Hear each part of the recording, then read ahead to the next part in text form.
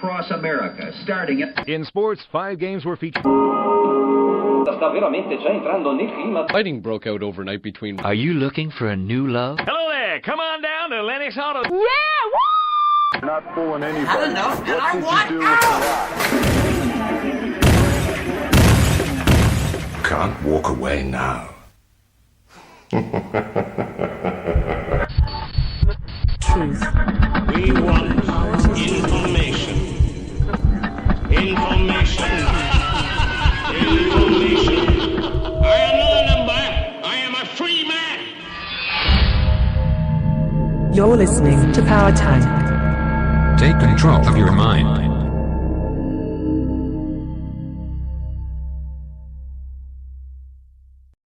Well, Charlie, thank you very much for that kind and greatly exaggerated introduction. Ladies and gentlemen, it's a pleasure to be here in foggy and chilly Canberra after Phoenix, Arizona. Whether or not we're alone in the universe is surely one of the oldest questions that human beings have ever asked. But for the majority of history, it's belonged to the provinces of religion and philosophy. But 52 years ago, last April, 52 years ago, it became part of science when a little-known astronomer, radio astronomer, by the name of Frank Drake, began to sweep the skies with a radio telescope in the hope of stumbling across a message from an alien civilization. And this is a picture of the said Frank Drake in April 1960 with the Greenbank radio telescope in the background, which is what he used. This rather quixotic quest wasn't done on a whim. Radio telescopes were a byproduct of World War II, in particular radar research. And in the immediate post-war years, the astronomers and radio engineers began building these big dishes, and they soon realized that within a few years that they had in their grasp instruments capable not just of communicating across terrestrial distances, but across interstellar distances. And then in 1959, in a landmark paper in the journal Nature, Giuseppe Ciccone and Philip Morrison at MIT suggested that astronomers could use radio telescopes to search for radio messages coming from alien civilizations out there in the galaxy. And they conceded that although the probability of success of this search would be exceedingly low, nevertheless, if nobody tried, the probability would be zero. And so Frank Drake took up the challenge, knowing that with an instrument like this, he did have the power to detect radio messages should an alien civilization be beaming them at us with an instrument presumably rather more powerful than this one. And so thus began the subject of SETI, the search for extraterrestrial intelligence. And I'll be using this acronym SETI many times in the lecture today. And so it addresses the question about, is there anybody out there? And if there is, are they trying to communicate with us via radio? Now, most people have heard about SETI, and I expect you have come here today for the simple reason that you've heard about it too. A lot of people get their information about SETI from Jodie Foster. Here she is, starring in the movie Contact. So this movie was based on the novel written by Carl Sagan. He was like an arch-evangelist of SETI. And she plays the part of the star-struck astronomer who manages to pick up the message from ET. And by and large, this movie follows scientific respectability. It's more or less what the SETI community do, with one obvious exception, that the great moment of discovery when Jodie finally hears the message from the aliens is picked up on headphones, which is why she's doing this. She's wearing headphones to discern the messages coming in from space. Well, when Frank Drake started this in 1960, he had a couple of loudspeakers in the observatory, and then if he picked up a signal, they would start shuddering and booming. Today, SETI astronomers routinely monitor about 1 billion radio channels simultaneously. And so trying to pick this up in headphones is pretty ludicrous. It's like listening to 1 billion radio stations all at once and picking out the one that's got the message. So But that aside, the movie is more or less in the direction of what the SETI research program has been doing. Now, a number of radio telescopes have been used for this purpose. The one closest to here is Parkes in New South Wales. This movie was dish was famous for the movie called The Dish. I'm sure you've seen that, which is about the first moonwalk. But it's also been used on and off for SETI searches. And let me just tell you what they do. A typical SETI search would consist of manipulating a radio telescope like this. You'd have a wish list of stars, an inventory of likely-looking sun-like stars in our neighbourhood of the galaxy. Point the telescope at a particular star, listen for about half an hour. If you don't hear anything, move on to the next one, and so on. That's what they do. In the event that they pick up a signal, then the procedure is to tip the dish a little bit to one side and then back again. And if the signal fades and comes back on, then that is good news. And then to follow it for a while to see if it is following the rotation of the Earth relative to the stars rather than relative to the Sun, which would indicate it's coming from deep space. And then using another radio telescope on a different part of the world to cross-check. And so that's a procedure. It's really rather time-consuming, which is significant for reasons I'll explain in a moment. This is another dish that's often used for SETI purposes by radio astronomers. This is the Arecibo radio telescope in Puerto Rico. It's the biggest in the world. It's not steerable, though. It's a dish that's just stuck staring straight up at the sky. So as the Earth turns, it monitors a strip of sky. This was also famous featured in the movie with Jodie Foster and also in the James Bond movie, GoldenEye. So all of this is very familiar from Hollywood. The jewel in the crown of the SETI program is this array of radio telescopes here in northern California, a place called Hut Creek. And this is called the Allen Telescope Array because Paul Allen, co-founder of Microsoft, gave $35 million for this to be built. The plan is eventually there should be 350 of these dishes, and if it reaches its design specifications, it will be better than any other radio telescope on the planet for this particular job. 42 have been completed now, and it's operated by the SETI Institute in California, and they've run out of money. So if you've got any rich friends who are interested in cornering the market on searching for ET, just get in touch with me or send me your check. I'll pass it on to the people who need it. So this array here is currently hibernated or mothballed whilst they're waiting for the $2 million per year running costs. So it's, in my view, a tragedy that this wonderful system, this instrument here, is lying idle when it could be used for SETI purposes.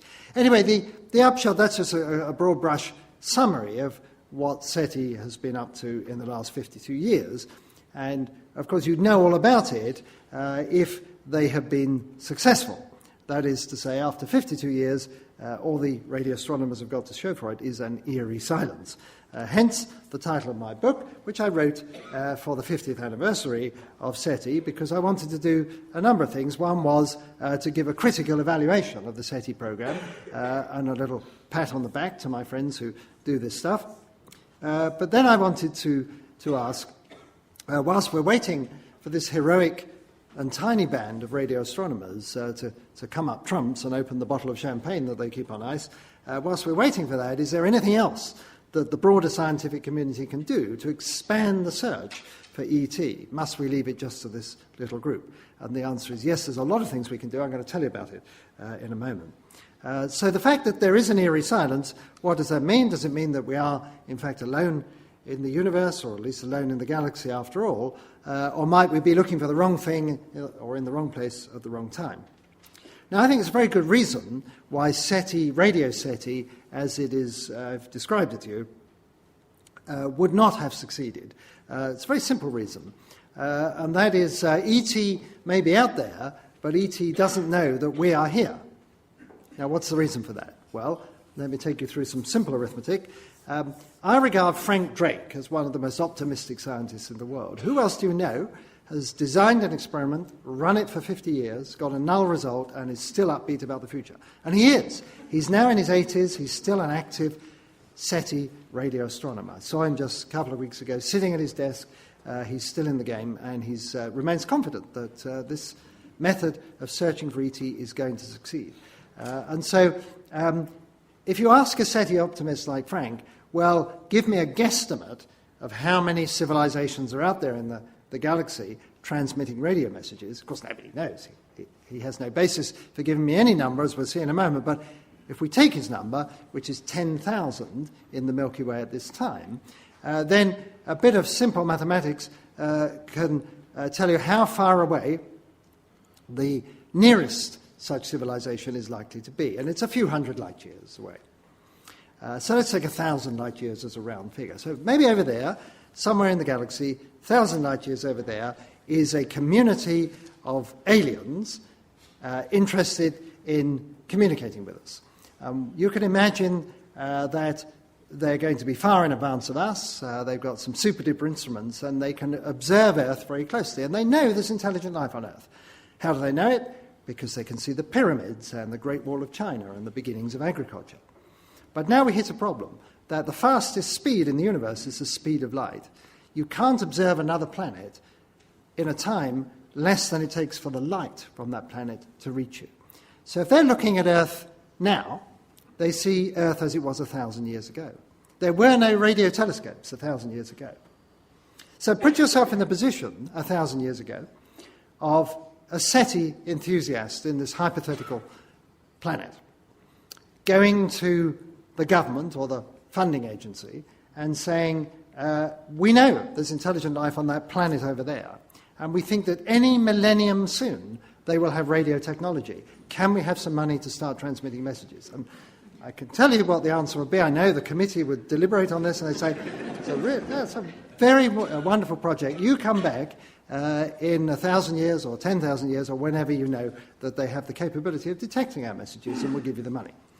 So when will ET, over there, 1,000 light years away, know that we are here with our radio telescopes? And the answer is when our first radio messages reach them. Now, every time you broadcast a radio or a TV show, some of the radio waves leak out into space. We can't do anything about that. We can't get them back. They go off out into the galaxy, and in 100 years they've travelled 100 light years and so on. So we imagine that there is this sort of wavefront of the first feeble radio messages broadcast on Earth that have leaked out into space, and they've got about 100 light years out there. So quite a long way to go still before they reach this hypothetical nearest civilization. In about another 900 years, maybe ET over there will start broadcasting to us, and then in another 1,000 years, we pick up their first message. So you see the problem. The fact that it's silent out there might simply mean that it's not worthwhile any extraterrestrial community speculatively beaming messages at a planet on which they know there's intelligent life, but they don't know that there's radio technology. So that's the problem. So how do we get around this? Is there something we can do? And I think the answer is yes. So now let me take you through this formula here. This is Frank Drake, as he appears these days, as standing in front of his eponymous equation. This is the equation he uses to deduce his 10,000, and this is how he comes up with that number. Now, this is not an equation in like the physics sense of the term. This is more a list of things we don't really know. So it's a catalogue of our ignorance. And when I got interested in SETI way back in the 1960s when I was a student, we really didn't know any of these numbers. Well, we're now in better shape. The first one is the rate of star formation in the Milky Way. And we know that number rather precisely now. It's about 7 per year. The next one is the fraction of those stars with planets. Again, in the 60s, nobody knew whether there were any planets outside of the solar system. There was a theory that the formation of planets was some freak event that would not be likely to occur anywhere else in the galaxy. There was an alternative idea, which is that most stars have planets. And I think probably astronomers believed the planets were out there, but they didn't know. Well, as you're probably aware, in the last 20 years, we've actually found many of these extrasolar planets. So that's the fraction of stars that have planets, and that's very close to 1. The one after that, N sub E, is the number of those planets that are Earth-like in some sense. So small rocky planets with atmospheres on which life might emerge. Now, you may know there's a satellite, a NASA satellite in orbit at the moment called Kepler, and it's looking for these extrasolar planets, and it's finding them by the hundreds. And it's finding them by the transit method when, if a planet passes across the face of its parent star, there's a slight dipping in the light from the star as a result of it being blotted out by the planet. And so this thing just stares at 300,000 stars day after day after day and looks for those little blips in the light curves. And as a result of that, many, many planets have been found, and it doesn't quite have the capability of finding other planets just like Earth, but it's getting close. And so you see newspaper headlines much like this one. This was just last month. New estimate, billions of Earth-like planets in our galaxy. And that's, I wouldn't disagree with that. I think it's probably true that there are billions of Earth-like planets out there in the Milky Way alone. There's a lot of real estate on which life might emerge. So now we get to the next term in the Drake equation, F sub L. That's the fraction of Earth-like planets on which life actually emerges. What is that? Well, Frank Drake likes to put that equal to 1. There are a lot of scientists, certainly a lot of SETI astronomers, who say, given an Earth-like planet, life will obligingly pop up. In other words, it confuses habitability with inhabited. An Earth-like planet might be habitable, but that doesn't mean it's inhabited.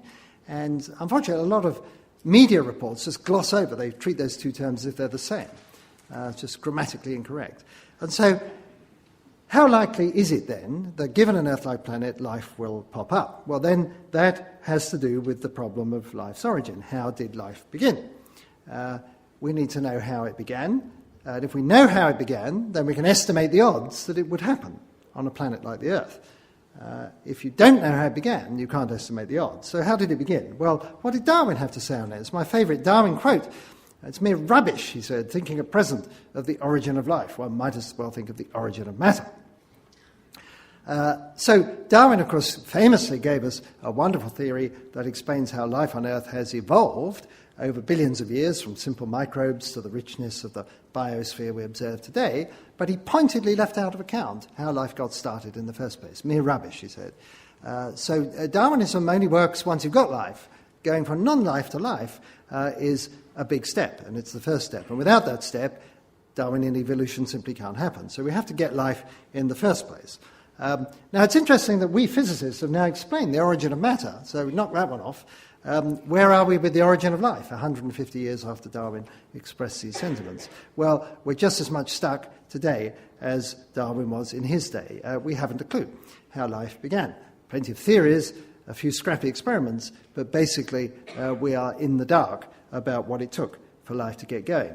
Now, when SETI began, and when I was a student, searching for ET was considered so bizarre, one might as well have said that one was searching for fairies.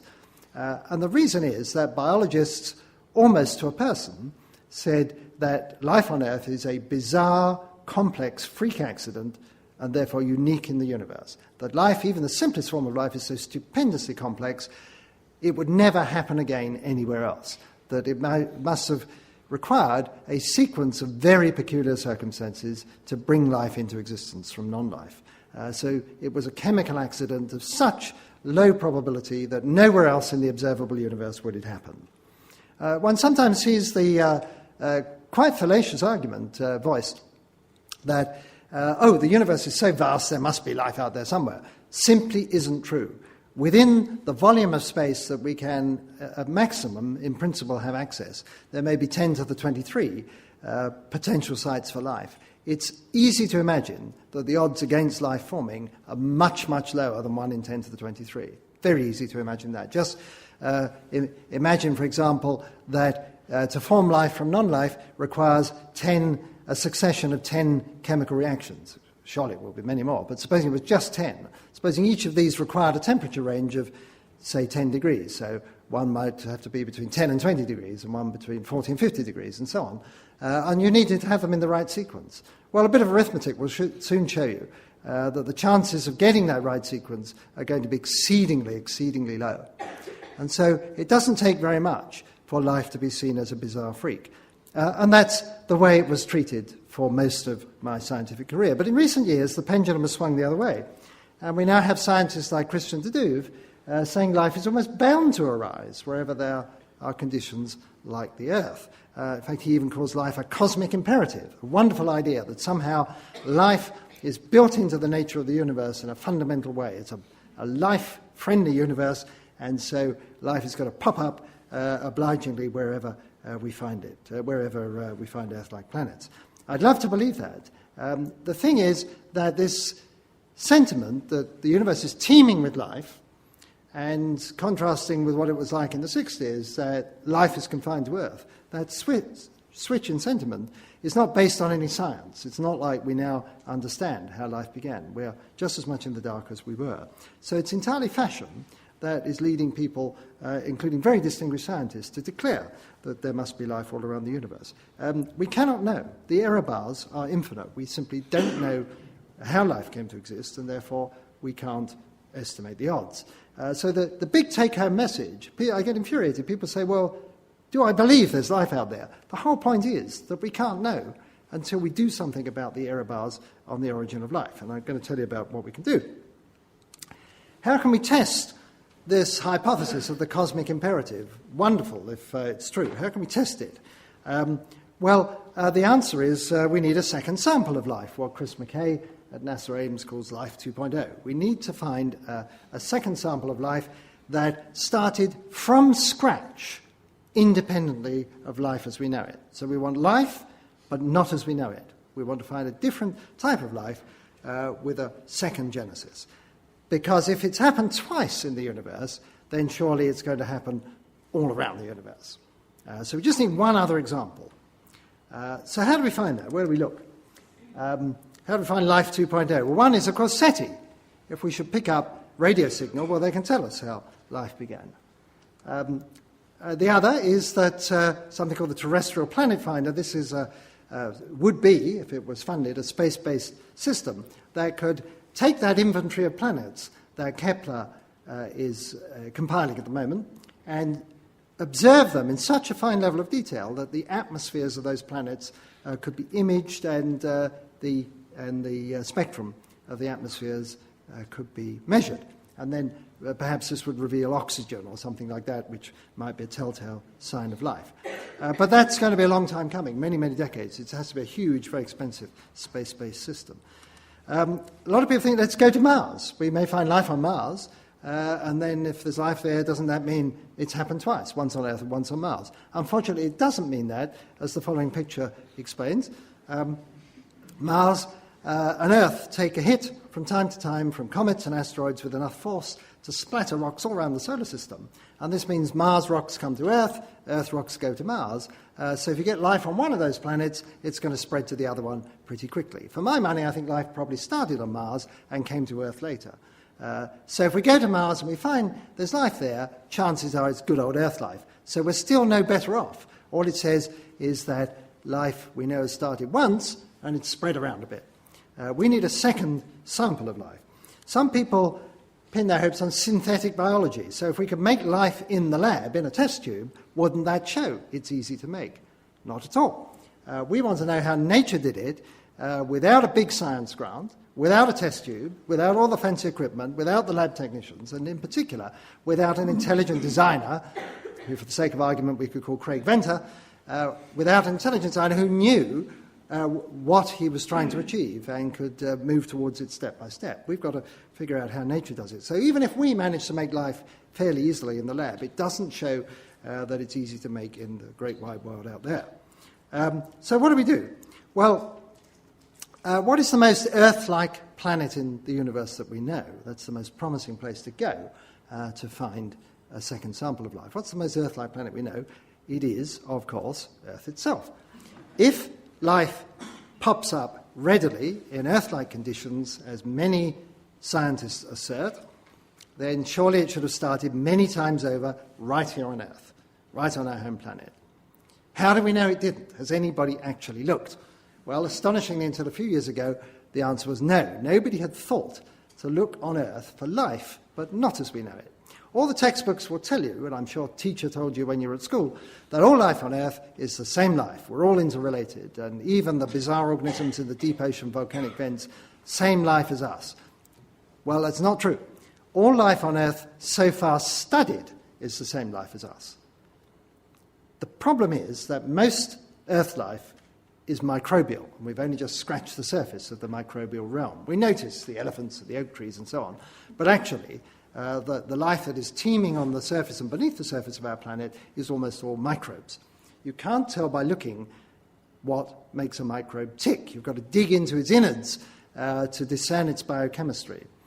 So if you go looking for microbes of our form of life, then of course that's what you find. If you go looking for A, you find A. You don't find B, which is what we're interested in, a form of life that is microbes with a biochemistry so radically different that it could not possibly have had a common origin. People always want an example. I can give you a very simple example, very easy to understand, though maybe not a realistic one. All life that we know is based on left-handed amino acids and right-handed sugars.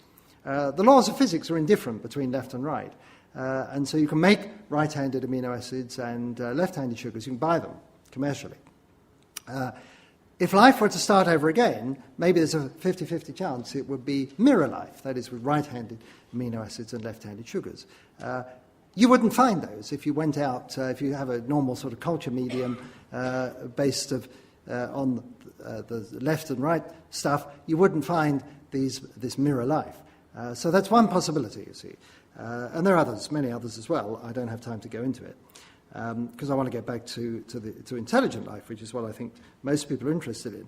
And so the issue then is that if life had started many times, there could be literally aliens under our noses. Aliens, not in the sense of coming from space, though it may have done, as I explained. I think maybe even our life came from space, perhaps from Mars. But alien in the sense of a different tree of life and a different origin. So not just another branch on the known tree of life, but a whole separate tree. Sometimes it's called the shadow biosphere, and it could be all around us. It could be that intermingled among the microbes under a microbe slide, which you get from, say, a cubic centimetre of soil, that intermingled among the microbes that we can identify might be some which are this radically alternative second genesis. Very hard to find. But I want to move on to get back to SETI, because if we do find the shadow biosphere, let me just make a strong claim. If there is a shadow biosphere, if we have life on Earth of a radically different form, and we actually make an effort to look for it, I think we could find it within about 10 years. And that term then in the Drake equation, that really problematic F sub L, that would go away. So if we found a second sample of life, the way would be open then. Still plenty of other problems. Given you've got life, what is the probability of intelligence evolving? We don't know how to work that out, but at least we know what the mechanism is. It's Darwinian evolution. We understand that mechanism. We don't understand the mechanism that turned non-life into life. So we'd be in with a chance. So we'd be greatly boosted. But meanwhile, what can we do to help out these poor cash-strapped SETI astronomers? Well, the answer is that we can, I think, give up on worrying about messages deliberately directed towards us and look instead for more general signatures of alien technology. And by intelligence, we really mean we're looking for technology. That is there anything out there in the universe that looks fishy or could not possibly have a natural origin? It could be anywhere, and because, well, I think Arthur C. Clarke famously wrote that a sufficiently advanced civilization would be indistinguishable from magic, because we have no idea what alien technology that is 1 million or 10 million years in advance of ours, how it might manifest itself, it pays to be as broad-minded as possible. So what I'm about to tell you is exceedingly speculative for the simple reason that we have to remove all our prejudices about what would alien technology be like. So traditional SETI is rooted in radio messages, radio telescopes. It's very, very anthropocentric, very parochial. I want you to expand your minds and think much more broadly about, in general terms, how might alien technology leave a footprint in the universe? How would it manifest itself in a way that we might be able to detect as something fishy? Well, there's one way that does involve actually using radio telescopes. So I've been talking about ET beams a message directly at us with deliberate intent. But there's another way of beaming, which is perhaps better compared with a lighthouse. The lighthouse sweeps around the horizon for the benefit of anybody who's out there. But the lighthouse keeper standing up here isn't waiting to get a reply. It's simply there as an altruistic symbol. So is it possible that an alien civilization has built something like a radio beacon or even a light beacon that's sweeping the plane of the Milky Way, maybe once every few months or few years, and it would just go bleep. It would sweep around and go once every year or two you'd hear a bleep. Is that possible? Something like this. The Milky Way is very flat, like a disk, and so you don't have to go in every direction, just sweep the plane of the Milky Way. Is that possible? Well, this would show up in a radio telescope, if it's a radio beacon, as just a bleep or maybe a series of bleeps, repeating after a long period of time. Now, I told you about the SETI astronomers. What they do is they look at a particular star for half an hour and then move on. They don't have the resources to stare at a fixed patch of sky for months or years on end. But that's what you'd need to do to discover these transient events, pulses. Now, it would make sense to stare at the centre of the galaxy because that's where the oldest stars are, so potentially where the oldest and therefore richest civilizations are likely to be that may have made a radio telescope. Well, there was one moment of excitement in 1977 when, after the event, it was discovered that the Big Ear radio telescope in Ohio had picked up a bleep, rather a long bleep. It lasted, I think, 72 seconds. And the astronomer who looked at this, that was back in the days when computers literally printed out this stuff on bits of paper. And the astronomer concerned wrote "wow" in the margin because it was exactly the sort of thing they were looking for.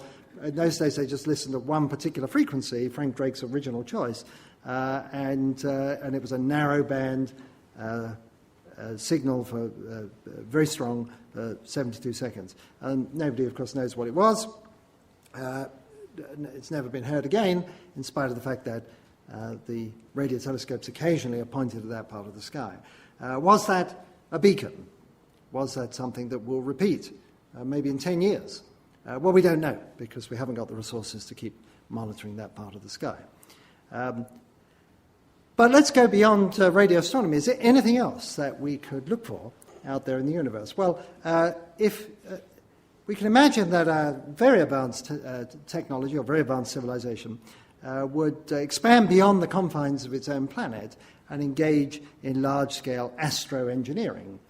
We've done terrestrial engineering, which, as I told you, could be seen from many light years away, things like the Great Wall of China. Maybe in another 10,000 years or million years, we will be doing astro-engineering or planetary engineering. So this is an old idea. One example is due to Freeman Dyson, the physicist at Princeton. It's called a Dyson sphere. So he said, imagine that a civilization expands and becomes so hungry for energy that it dismembers its planetary system and smears it out around the star and traps all of the light coming from the star. So this is like a solar energy project with a vengeance. You don't have mirrors out in the Arizona desert. What you have is you're capturing everything, all of the light. And Dyson spheres would show up as infrared objects, and some astronomers have actually, in a half-hearted way, gone to look for them. So they would be distinctive. They would have this distinctive thermal footprint if they're out there. So just shows that there are things that we can look for.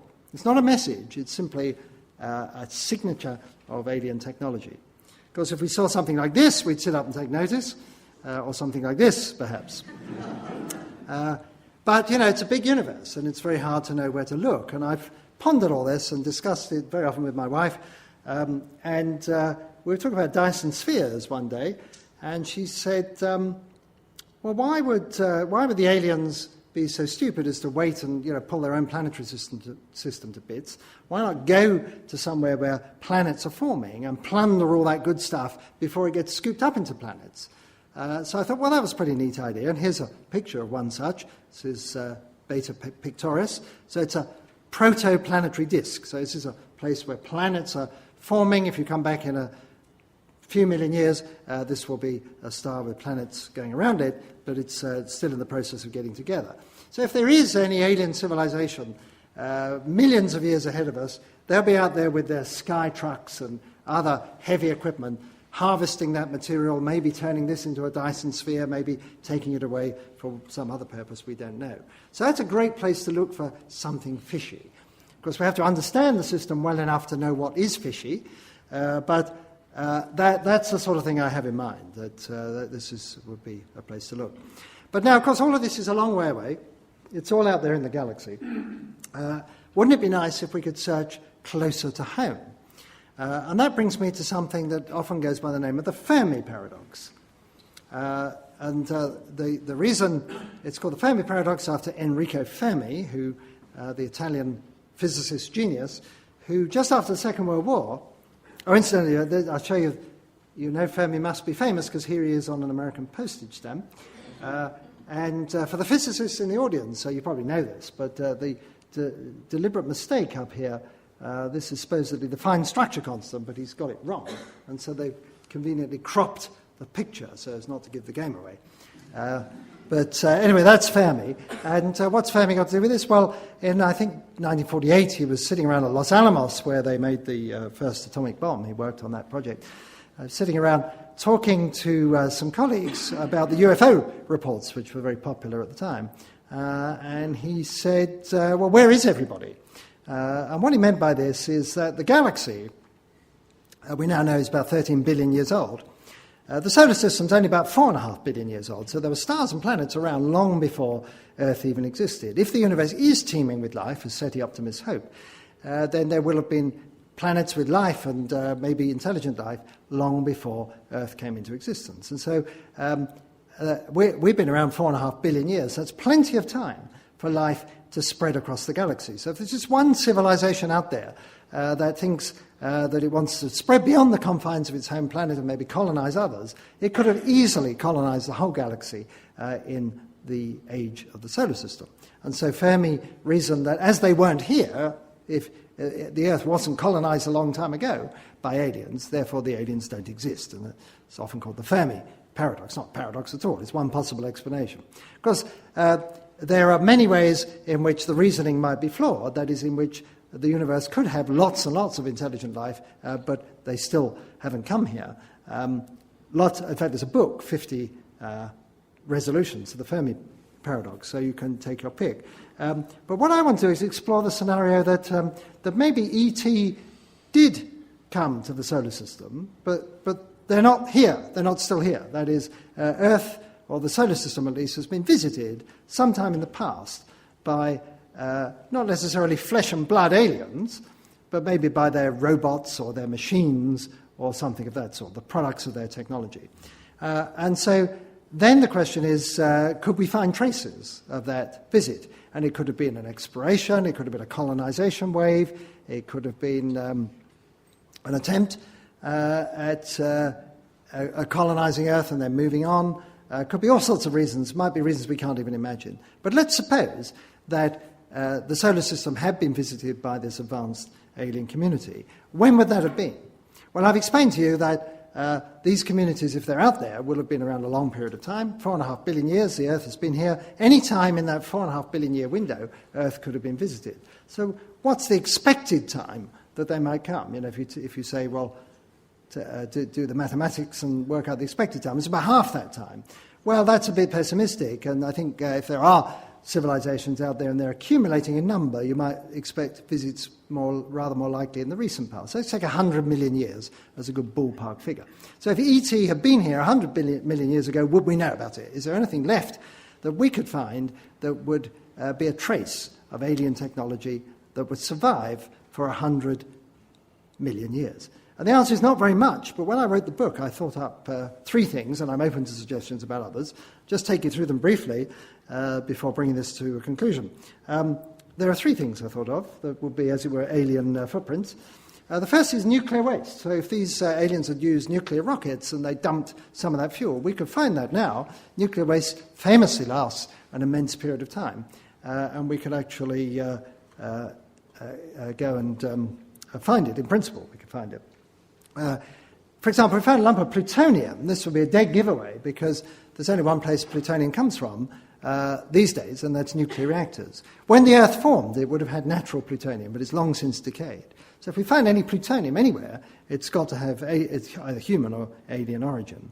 Just to give you some idea of the power of this method of looking for ancient nuclear waste, this is a uranium mine in Gabon in West Africa. And this is famous because this uranium went critical 2 billion years ago. It was a natural nuclear reactor. It's not running anymore. The uranium's depleted. But the point is that by studying this, the scientists have been able to reconstruct the nuclear history of this particular configuration way back 2 billion years ago. So you see, we have the power to be able to reconstruct. If alien technology had been in the solar system, we find this nuclear waste, we have the power to reconstruct the story behind it. Now, there are another couple of things on this slide. Quarries or mines on Earth or near neighbours in space. If they're big enough, they would survive for a long period of time. Let me give you an example. You probably know that the dinosaurs were done in when a comet smashed into the Earth 65 million years ago and made a crater 180 kilometres across in what is now the Yucatan Peninsula of South America, Central America. That crater was only discovered recently because it's not in your face. You don't see it as you fly over. You need geological survey instruments. But you can find it, even though it's buried deep beneath rock strata. So any large enough mining or quarrying work, even if it's 100 million years old and buried, could still show up in geological surveys if you take trouble to look. Now, obviously, it would make sense if you saw something like this on an asteroid, and as you probably know, this is now a hot topic. We're going to go to the asteroids and mine them and all become rich. So if you got out there and you saw something like this, somebody had been there already, then that's a bit of a giveaway. The great thing about asteroids and the moon is they're airless, and so there's no erosion. Only what happens when smaller meteorites hit, and eventually those features go away. So the moon is another great place to look for signs of alien technology. And by happy coincidence, the Lunar Reconnaissance Orbiter, which is currently mapping the moon to half-meter resolution, it's going round and round, mission control is at my university, Arizona State University. Just across the way from my building is mission control for the Lunar Reconnaissance Orbiter. And they have these wonderful pictures taken of the moon. It's better than Google Earth. High-resolution pictures of the moon. They're out there on the internet. You can go look and see if you can see signs of artifacts on the moon. Now, I can tell you that the LRO people have found many artifacts on the moon. Many. But they're all human. They've said they can see the Apollo landing craft, they can see tracks left by astronauts and so on, they can see the Russian craft. So we know it has the power to detect artifacts on the moon.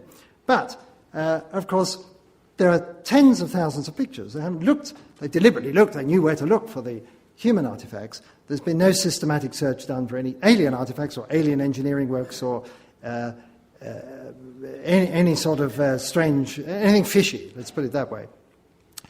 So this centre at Arizona State University employs half a dozen students whose job it is, they pay them to just look through these pictures to see if there's anything worth remarking on. Of course, they're not really looking for E.T., though I'm sure they'd tell us if they did, if they found it. They're looking for things like lava flows and rock formations. So the point is that this has the power. Now, the point I'm generally trying to make here, take-home message number 2, is this is all crazy, isn't it?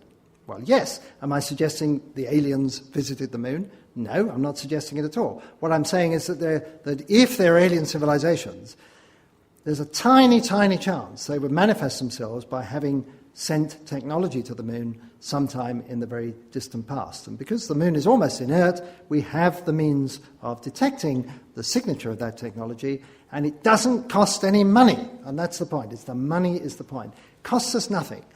If we mobilize, say, school students, get them to look at these pictures and report what they see, it's not actually hitting the taxpayer dollar. So my feeling about doing SETI, or in fact doing any science, is it doesn't matter how speculative it is, how crazy it seems, so long as it doesn't cost anything, why not look anyway? And so that's the spirit in which I'm approaching this expanded SETI effort. We just do what we can do. Now let me turn to the third thing. I won't bother to go back to the slide. The the third thing, which is the possibility of a message in a bottle. Could it be that E.T. has left us a message for posterity? That's a nice idea. Humans do this. If you're on an island, you put the message in the bottle, fling it into the sea. You don't expect to get a reply. You don't sit around waiting for a reply. So again, like the beacon, it's a one-way thing. Might an ancient civilization have left us a message in a bottle? Well, maybe. So we have to think, well, what would the bottle be, and how would the message be configured? And so there's the message in the bottle. And I think there's a very obvious answer. Very happily, nature has provided us with bottles and a means of messages. And the bottles are called living cells, and the medium for the message is called DNA. And so could it be that instead of sweeping the skies with radio telescopes in the hope of getting a message from the stars, we should be sweeping the genomes of terrestrial organisms in the hope of a message in the DNA of terrestrial organisms uploaded a long time ago by E.T., maybe in person, more likely remotely. Viruses, for example, upload their DNA into cells all the time, retroviruses. So we know the means of doing it. You put the message in a virus, get the virus to upload it into the cell. Now, the point about this is that some of these messages in our genomes are billions of years old. We have genes that are hardly changed in tens of millions or hundreds of millions or even billions of years. So it's a great way of preserving a message. So this is nanotechnology. These are nano machines which will replicate and multiply, reproduce the message, the content, for immense periods of time. Now, there's an issue about mutations. We can come back to that in question time. So is this all pie in the sky, just totally fanciful? Could intelligent beings upload messages into the genomes of organisms? Is that credible? Absolutely it is. Craig Venter just did it. He uploaded his email address into the genome of an organism called Mycoplasma laboratorium. So it's very famous. So his email address and a quote from Feynman and some poetry or something, I don't know, his phone number maybe. So we can do it. So if Craig Venter can upload messages into microbial genomes, surely E.T. can do it with millions of years of technology. So how do we go about finding this message? Well, same deal as looking at the moon. It doesn't cost anything or very much. We're sequencing those genomes anyway. It's all put out free on the internet. You can look through it for messages. Now, I wouldn't recommend looking through it line by line because, typical genome of a higher organism has billions of bits of information. But if you look through, the famous four-letter alphabet, if you look through and you saw something like that, you'd certainly take notice because that's, as in Jodie Foster in the movie, that's a sequence of prime numbers. So if we found that in a genome, we would surely think that that's a sign of alien tinkering. And so that's all it needs. It just needs a systematic approach to look through these genomes. So again, let me just, health warning. Am I suggesting that E.T. has left a message in the genomes of terrestrial organisms? No. I'm saying that there's a tiny, tiny probability that if E.T. wanted to communicate with us or leave us a message, that'd be a good way to do it. And that because we're sequencing, we're building up the database anyway, this genomic data, it costs us nothing to look through it. Who knows what else we might find? We might not find E.T., we might make some other discovery. So that's the spirit in which I think we should search through. Now, I want to close. There are other examples as well. You can read them in the book. But I want to close by asking the question, as people often do, that what would E.T. be like? Because we're trying to second-guess a civilization or an intelligence or a sentient being that might be millions and millions of years in advance of us. And the problem is always that people tend to think, well, what will we do? And what will we be like in 1 million years or 10 million years? And so most of the speculation about alien intelligence is of this sort. In other words, that these are scarcely disguised human beings and with minds, very much like human minds. Now, sometimes people agree that artificial intelligence and robotics will get to the point that we'll have some sort of instantiated post-biological intelligence of this nature, but it's still unmistakably humanoid. both in its architecture and in its outlook, its mentality. And we have to get away from all this. My own feeling is that biological intelligence will be a very transitory phase in the evolution of intelligence in the universe.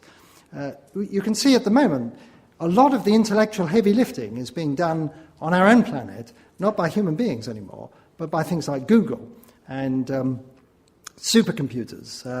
That in another 100 years, pretty much all the smart decisions and pretty much every area of human activity will be made not by human beings themselves, but by some designed and distributed system. And I don't like the word computer and I don't like the word robot because we're talking about a future technology here that has no words to describe it, except that it's designed, and probably it's been designed by the designer of the designer of the designer of the designer, and so on, many generations into it. And that it come back to Earth if we survive for another 1,000 years, come back in 1,000 years, and almost all of the important intellectual effort will be done by these design systems. They may be biological. I mean, it may be components, biological components grown and fused with electronic components. It could be other types of technology we can't even guess at. But the ultimate would surely be to harness quantum physics. You probably have heard of the hope of building a quantum computer which would represent a leap over a conventional computer as big as the conventional computer over the abacus. So the search for the quantum, well, not search, but the quest to build a quantum computer is a multi-billion-dollar industry worldwide. And so if we can do this, if we can actually build a quantum computer, then the question is, can we build an intelligent quantum computer? So a really advanced intelligence might well be quantum mechanical in that nature. It's what Frank Wilczek, the physicist at MIT, calls quintelligence. And so this is an artist's representation of quintelligence. It's the whole of, well, if it were a conventional computer, it could be the whole of a surface of a planet, or maybe the whole of a Dyson sphere, turned over to some gigantic circuitry, great throbbing global megabrain, if you like. But if it's a quantum computer, quintelligence, it may be no bigger than a car. And that's because quantum computers work at the atomic level. And one quantum computer harnessing 300 atoms would already outcompute the entire universe as a conventional computer. So it only takes 300 atoms, and you've got a universe full of computational power. And so that doesn't leave much of a technological signature. Quantum computers are best built where it's very cold, and the coldest places are in the intergalactic spaces. So if there's something the size of a car in intergalactic space, sitting there merrily doing its quantum computing intelligence introspection, whatever quantum computers like to do, then chances are we're not going to know about it, and chances are that they're not going to be communicating. So that's a rather depressing note to end on. I hope that if there's a hierarchy of intelligence in the universe, and it's out there, and it may not be, I have to say that my default assumption is that there is no intelligence out there. But if there is, I would like to think that there is some thread connecting us with them, some commonality of purpose that would mean that even if they don't go out of their way to send us messages, they wouldn't go out of their way to conceal their existence. I want to finally finish by just mentioning, and this may come up, that the only authority I have to speak about SETI, apart from being a well-wisher and a bystander for these last 50 years, is I chair something called the SETI Post-Detection Task Group. It's if ET calls on my watch, it's my job to make the next step, like who do we tell and should we reply, things like that. And so this task group, I was lumbered with this job because Ray Norris, an Australian radio astronomer, was doing it first, and he got bored and handed it over to me. So it consists of scientists and journalists, and we have a priest and a couple of lawyers and some science fiction writers, and we meet from time to time to sort of wrestle with the problem, supposing we picked up some strange signal tomorrow, or supposing we had incontrovertible sign of alien technology, what next? Are we prepared for it? And it pays to be prepared. So that's my own active involvement in SETI. Otherwise, I'm just, as I say, a commentator. Well, you may have come to the conclusion then from this talk that it's all rather hopeless, that SETI is a glorious but almost certainly doomed quest, and why would anybody bother to do it? Why do we do SETI? We're looking for a needle in a haystack when we can't even be sure that the needle is in there.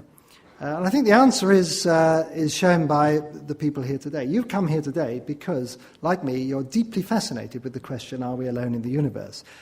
You like to ponder on what it would mean if we share this universe with myriad other life forms. Because in a way, looking for ET is like a glimpse into our own future. If there are many civilizations that have made it through their little mini crises and have gone on to a glorious future, well, then we see in the sky a trajectory of the future of humanity. And so I think searching for them out there is, in a way, just searching for ourselves. And I think it's good, particularly for young people, to ask questions like, what is life? What is intelligence? Why are we here?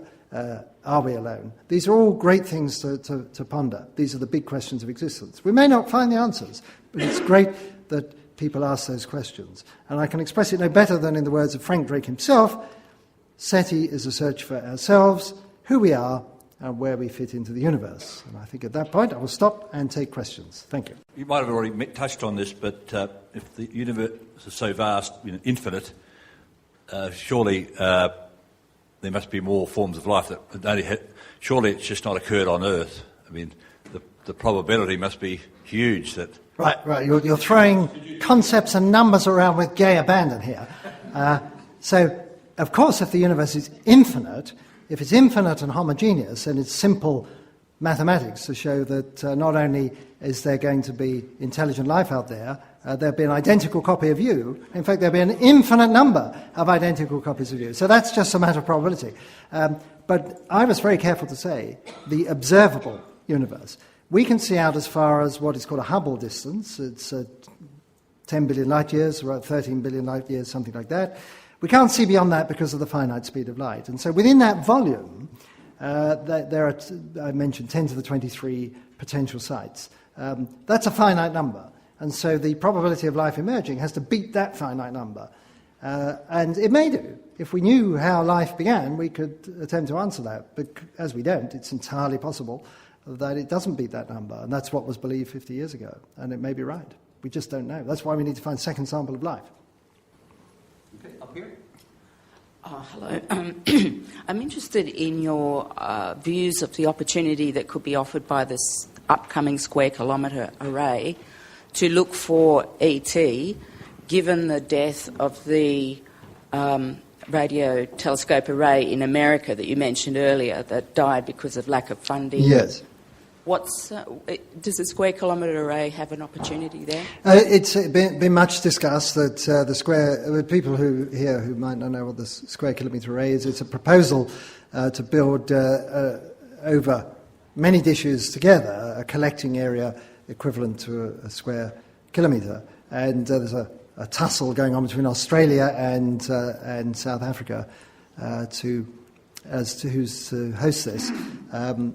But anyway, if we get it, then, of course, we would have a very powerful instrument with a big collecting area. And certainly some attention has been given to using this for SETI purposes. Of course, it would have to piggyback on the more mainstream type of radio astronomy. But it's true because it is designed to pick up what started out as light just before the first galaxies formed, that are now stretched by the expansion of the universe into the sort of middle radio bands, that's exactly where you would expect to find radio messages if they are being broadcast to us. So it's in the right ballpark, and the question is it's going to boil down to money and sensitivity. And I think I come back to the point that it would, even the square kilometre array would not have the power to pick up, say, a TV studio even on the nearest star, the planet going around the nearest star. It does not have that sensitivity. It's only if ET is beaming the message directly at us. And this is the point I want to make. They have to make a conscious effort that they know we're here and they're beaming at us. But I think that's not credible for another 1,000 years or so. Yep. Just a question back to the probability of life. Right. We know on Earth that life arose quite soon after the formation of the Earth, rather than 1 or 2 billion years after. So doesn't that show us that life is quite No, it doesn't, after? no. And I actually have a slide debunking that, but I didn't have time to show it. So Carl Sagan was fond of making this argument that life must be easy to make, he said, no sooner than was Earth ready for it, that up it popped. Now, the argument against it is a little bit subtle, but I think it's an important one. One way of putting it is that, well, it had better have started quickly, or we would not be here now. In another 800 million years, the sun will get too hot, it'll boil the oceans dry, and there can be no life on Earth. So it's only a finite window of opportunity for life to emerge, evolve, and be observed. And so if life hadn't started until, say, 3 billion years after Earth began, it wouldn't have made it to intelligence, assuming that the time it takes to get intelligence on Earth is typical. We don't know that, and Charlie would be the first to argue that we can't really read anything into that. And so the rapid formation of life on Earth is consistent with life being easy to make, and it's also consistent with it being very hard to make. You can't actually tell anything. It's a sample of one only. We need more. I think we need a question there. Following up a little bit on that, what would be your opinion on the suggestion that has been made that life on Earth might have formed a few times independently and then wiped off and then form again? Right. Is there any chance we could ever, find a bit more on that? Yes. And if you buy my book, you will read all about this, because people say, well, give me a scenario where there could be many origins of life on Earth. And I usually cite that one, that between about 4 and 3.8 billion years ago, the Earth was being bombarded quite mercilessly by very large asteroids. It's called the period of late heavy bombardment. And the biggest of those impacts would have boiled the oceans and possibly sterilized the whole planet. So there's a scenario that maybe life gets going in a quiescent period between two such impacts. And then, wham, it gets wiped out, and then it starts up again, wham, it's wiped out. And maybe that happens dozens of times, and then finally, we are the descendants of the one that just didn't get wiped out. But that was published back in the 80s. Since then, the feeling is that even the biggest of these impacts would not totally sterilize the Earth for the simple reason that it would propel a lot of material into solar orbit, and some of that material would carry the microbes with it, and cocooned inside the material, they would be safe in space conditions. And eventually some of that would come back. So now we have the interesting scenario that life starts up, life one starts up, wham, swept off the Earth, around the sun, things go quiet, life two starts up, life one comes back. So now we have life one and life two coexisting on Earth. And then wham, happens again, life three, and so on. And so by the time all this settles down, you may have 50 different forms of life from 50 different origins, commingled. And then the question is, would any survive to this day? And that's another story. Okay?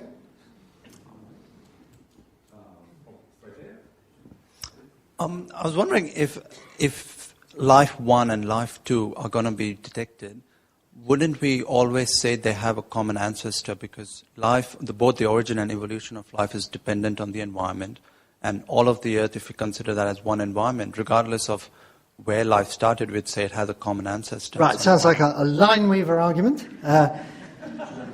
So we have to, of course, define life. So the big problem about the origin of life is we don't even know whether this is a well-defined transition. I've been talking rather glibly about the transition from non-life to life. Was this like a phase transition in physics, going from water to steam, something like that, or a flame bursting forth at some particular critical temperature? So was there a critical threshold of complexity? Below that, not living; above it, boom, there's life. Or was it like a seamless transition from simple things through more complex things, more complex?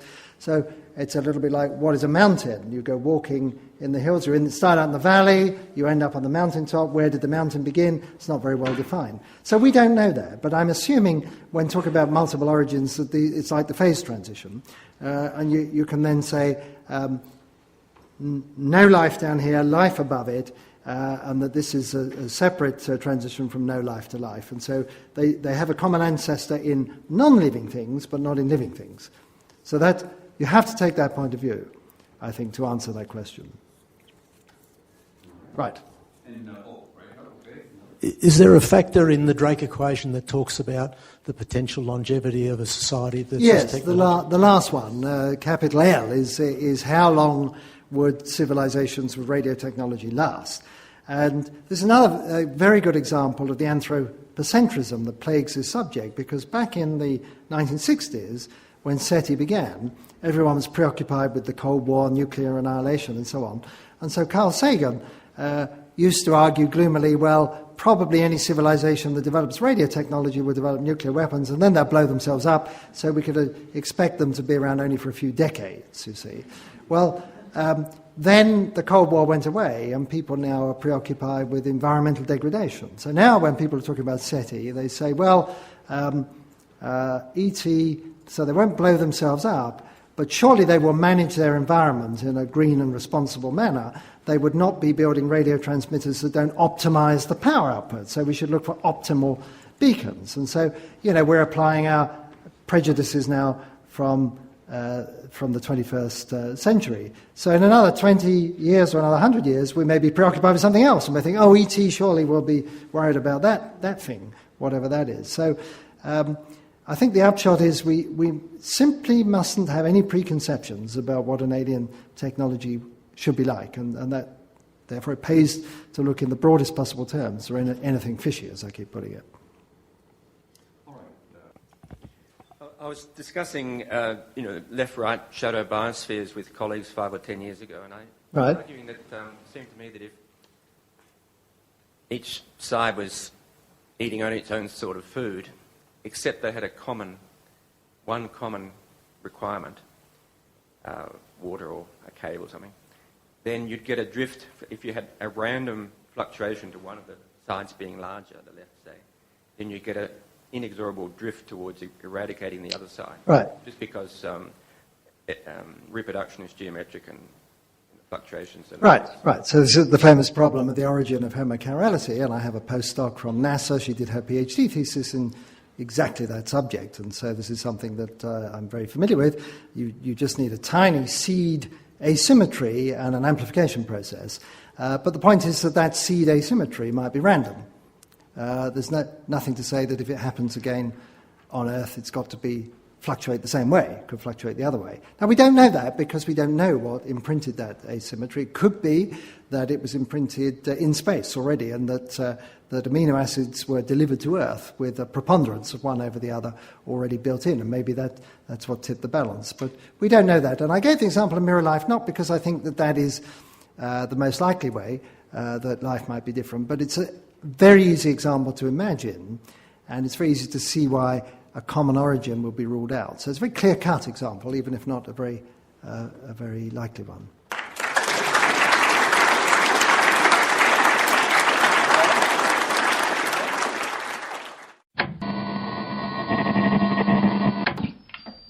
Across America, starting at... In sports, 5 games were featured. Sta veramente già entrando nel clima. Fighting broke out overnight between... Are you looking for a new love? Hello there! Come on down to Lennox Auto. Yeah! Woo! You're not fooling anybody. I don't know, and I want out! Can't walk away now. Truth. We want information. Information. I am not a number. I am a free man. You're listening to PowerTank. Take control of your mind.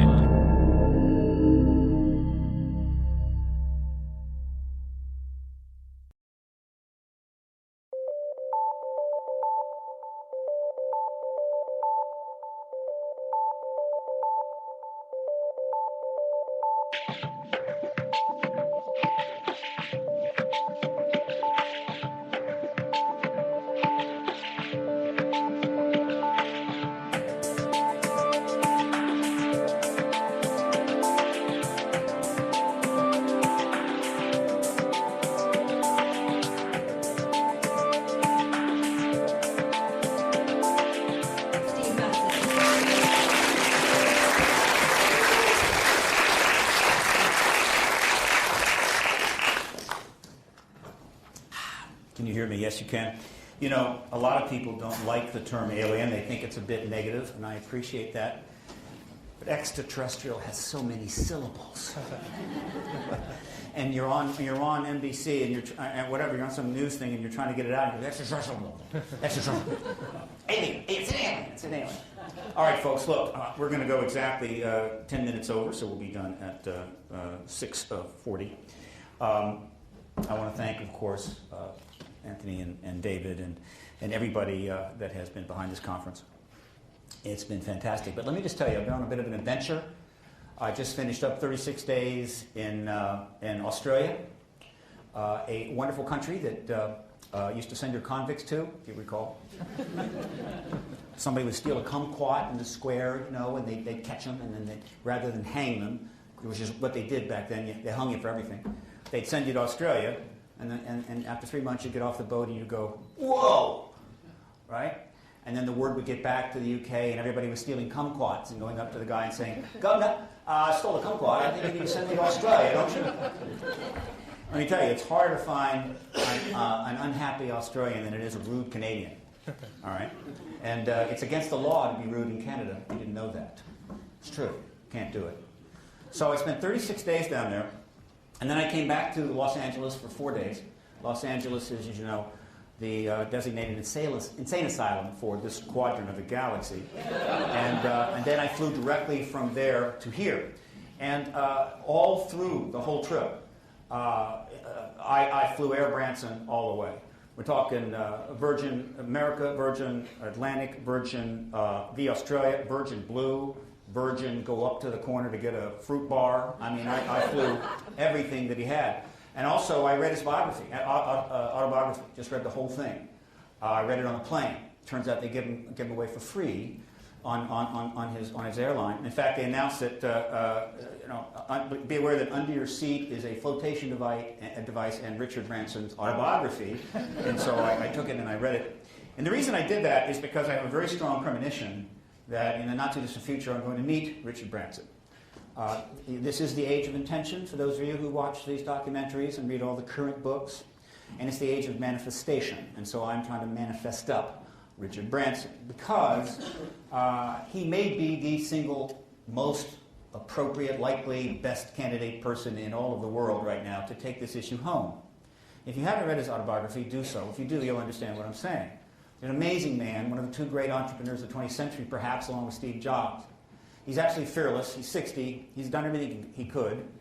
And of course, he has 400 airlines or whatever the hell. And I intend to meet him one way or the other. And then I got back to the UK. And this is my second time here because I did a European tour last year, 14 cities. And interestingly enough, when I got back the second time, I noticed something that I had not seen the first time. Now, maybe you're aware of this, maybe you're not. But it happens that the picture of Queen Elizabeth II is on every single piece of your currency throughout the entire country. Am I not right about that? Every single piece of currency. Do you have any idea the advertising value of that? Right? So, Elizabeth II wanted to, start up a franchise, say Burger Queen. She could make an absolute fortune. I'm not kidding. So I noticed that. And I also noticed of late that there's been a bit of a thing in the UK about getting rid of the monarchy, right? And I'm going, well, what can I say? If you do that, then I encourage them to move to the United States, the whole royal family, because the United States right now is desperately in need of a monarchy, all right? So just bring them over there. And of course, if you do get rid of the monarchy, that means that in the future, Richard Branson's face will be on all the currency in the UK. And that would mean that Virgin Galactic would, in fact, end up owning the galaxy, which he would, of course, rename the Virgin Galaxy. And then the ETs from all over the universe would be coming here in great numbers. Just giving you a little heads up on that. You do know who Richard Branson is, don't you? Okay, good. Just checking on that. All right, look, let's get down to it. When I was at the Nexus conference, put on by Duncan Rhodes, who is an amazing fellow, I did something profound. People there watched history. I set my personal slide record of 202 slides in a single presentation. Today, I'm going to break that record, 232 slides. And I hope that all of you can stick it out with me. But no matter, the doors have been locked. All right, here we go. Okay. Whenever you can, be larger than life. Okay, here's the deal.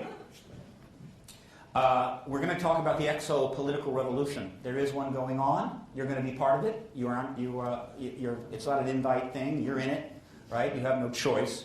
I hope you have a good time. I'm going to have a good time. But in order to start, before I get into the meat of the presentation, I'm going to give up a bit of an hors d'oeuvre, some hors d'oeuvres here, to try to give you a sense of some of the people that are involved. There are many more than I'll talk about here, but I just want to give you a sense of these individuals because in their own way, they are making history at an extraordinary level. They're all in different things, they're not in agreement on everything, and they take different roles and what have you, but they are part of this transition. Some of them may not think that it's an exopolitical revolution and may call it something else, bad hair day, whatever. But the fact is that they need to be, I think, known. And so here's kind of a bit of a playbook. This gentleman, Stephen Greer, in the early 90s, in the late 1980s, he emerges with a group called CSETI, and from that point forward goes on to make some rather extraordinary contributions to this field. Easily the most complex person in the entire field, extremely intelligent, and of course is the head of the Disclosure Project. Then these two gentlemen, extremely important to what's going on. And of course I'm referring to Art Bell on the left and George Norrie on the right. They are, of course, the first host of Coast to Coast AM in the United States and, of course, the current host of Coast to Coast AM. It was Art Bell's willingness to bring the issue onto that show to an audience of 5 to 8 million that gave us the core people, the core group, to get the message to that would ensure that this thing could not be turned around. And to his great credit, George Norrie was totally with that and kept us coming on and has kept the issue going very strongly. And both were great supporters of this issue. This gentleman, another fine member of the Empire, we're talking about Grant Cameron, the Commonwealth of Canada, or whatever that is, and he lives in Winnipeg. He just retired from the University of Winnipeg, so now he can devote his entire life to research. He's one of the most important researchers in the world. You'll know why a little later. This gentleman, Alfred Weber. Alfred Weber is a Juris Doctor from Yale. He is the gentleman that founded or came up with the term exopolitics when he published this book, Exopolitics, Politics, Government, and Law in the Universe in the year 2000. This gentleman, Michael Sala, he's an academic, Australia, University of Melbourne. He approached this issue from the academic point of view and tried to give it that flavor. He's created the Exopolitics Institute and a forum and a lot of other things. He's pretty much out there by himself. Not too many academics have jumped forward to join Michael Sala. In fact, the academic community throughout the world has failed this issue for 62 years at a level which is almost astounding, which is to say that no university in the UK or the United States, except for 2 courses at Temple and a couple of continuing ed courses, has taught a single course on this subject. That's several million professors going through 8,000 colleges for 62 years. Then we have, that's a book he wrote called The Political Implications of the Extraterrestrial Presence. Then we have this lady, her name is Paula Harris. Paula Harris is a wonderful woman. She was a teacher, a journalist. She got involved in the field in the 90s, the mid-90s. And Paula's contribution is that she is a very emotional person. She really connects with people. She's able to draw them out. And so Paula, what she did is she was able to bring some people like Corso to Italy. She brought Mac to Italy, often on her own dollar or her own lira. She brought Monsignor Carabalducci to the United States. She's interviewed people all over the world. She's kind of the Barbara Walters of this field, only focused on this genre. She's put in a tremendous amount of work and virtually paid for it all out of her pocket. And those are the 2 books she wrote. Exopolitics, How Does One Speak to a Ball of Light, which I think Mary Rodwell would appreciate. And this woman, this is Leslie Kane. She's an extremely important person in this field. She was a journalist working for a liberal radio station in San Francisco area. She decided to embrace this issue, and the first major thing she did was write an article about the Cometa report and get several of those published. No other journalists in the country were doing that. Because of this work and because she's a strong mainstream person, she was selected to be the executive or the research director for the Coalition of Freedom of Information. She went on to bring the witnesses to the National Press Conference for the November 12, 2007 event. You see some of them in the right corner. And she just wrote a book called U.F.Os, Generals, Pilots, and Government Officials on the Record. And there's a foreword to that book by a gentleman by the name of John Podesta. She did that event at the National Press Club in conjunction with James Fox. James Fox is a very important person because he, along with Tim Coleman, created what was the definitive, and maybe still the definitive documentary of this issue, called Out of the Blue. It's been updated and revised. It is a one-stop shop for somebody that needs to get it, right? Just watch the damn thing and then get on with disclosure, folks. You don't have to see 500 documentaries, talk to 2,000 contactees, right, or personally find documents in the NSA to understand this is real. So Tim and James did a fantastic job. James has stayed in the field. He recently came out with another documentary called I Know What I Saw. This gentleman, an interesting man, this is a former governor of Arizona, Fife Symington, who came forward and admitted that he saw the Phoenix Lights. This was not an easy thing for him to do 10 years later. He comes from a prominent family. His role right now is limited, but I wonder if Fife maybe has some future plans. And then there is this man. This is the key linchpin figure. This is the person that you need to Google every couple of weeks. You need to know everything about him, everything he has done, everybody he's worked for, what he's doing now, where he goes, when he visits the White House. He may be the individual that is the connection between the American presidency and the underlying across-agency committees in the black world that run this issue. He currently is the CEO of the Center for American Progress, which he founded in 2003. One moment. And then there's this fellow. No, this is not the person I want to talk about. I want to talk about this guy. This is Richard Dolan. Now, Richard Dolan is extremely important to this field. He's not an activist, right? Though occasionally he gets worked up. No, he's a historian. And there are other people that have done histories of sorts. I mean, certainly Timothy Good has done that to a degree. But he is a trained historian writing history. And he is really the only trained historian that is doing what he is doing. And, of course, he has a 3-volume work in progress, U.F.Os and the National Security State. So what Richard is doing is creating a backbone, right, for this issue that people can go to. And that backbone will only grow and be refined as he corrects mistakes from the past and does further research. Now, understand, he's not an exopolitical activist. But, in a way, he's not an exopolitical scientist. Think of the historian that writes about World War II and tries to get the facts right. And then other people, political scientists, go and rely on the historian's work to then do and write their wild and crazy things. Richard is the only person to speak at all 6 of the X conferences. And then, oh yes, there he is again, this gentleman here, Nick Pope. Nick Pope is unique probably in the world right now. What has happened, probably through heavy bribes, is that he ended up being the mainstream go-to person on the UFO ET issue that every journalist with a half a brain could call up and talk to because he's just so normal, all right? Except if you really knew him, but that's another point. The point is, and so if something breaks in England, they got, oh, well, should we cover it? Oh, yeah, we can call Nick. We could call so-and-so over there, but that person is insane, so we call Nick. And so he's done, well, massive amounts of media, okay? And I think he has a public relations person now and his own personal makeup artist and a whole bunch of stuff. But it's critical, the role he's playing. And he gets invites from the United States. Who knows? I mean, he may get invites from all around the world at some point. So he is the go-to guy. And, oh, by the way, there is another reason why he's in here twice. He said that if I would put him in twice, he could get me an interview with the BBC. I'm so excited. Okay, and then there's this gentleman. His name is Bill Richardson, former governor of New Mexico, right? Former congressman, former Secretary of Energy to Bill Clinton, and ambassador to the UN.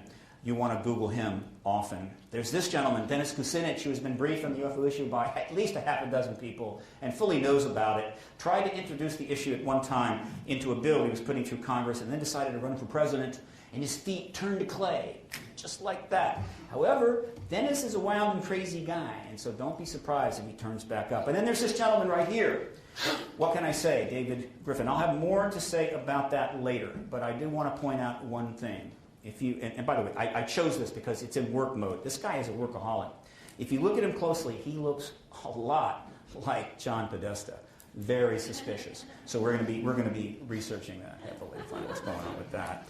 And then there's this wild and crazy guy. This is Robert Fleischer, who is the head of Exopolitics Germany.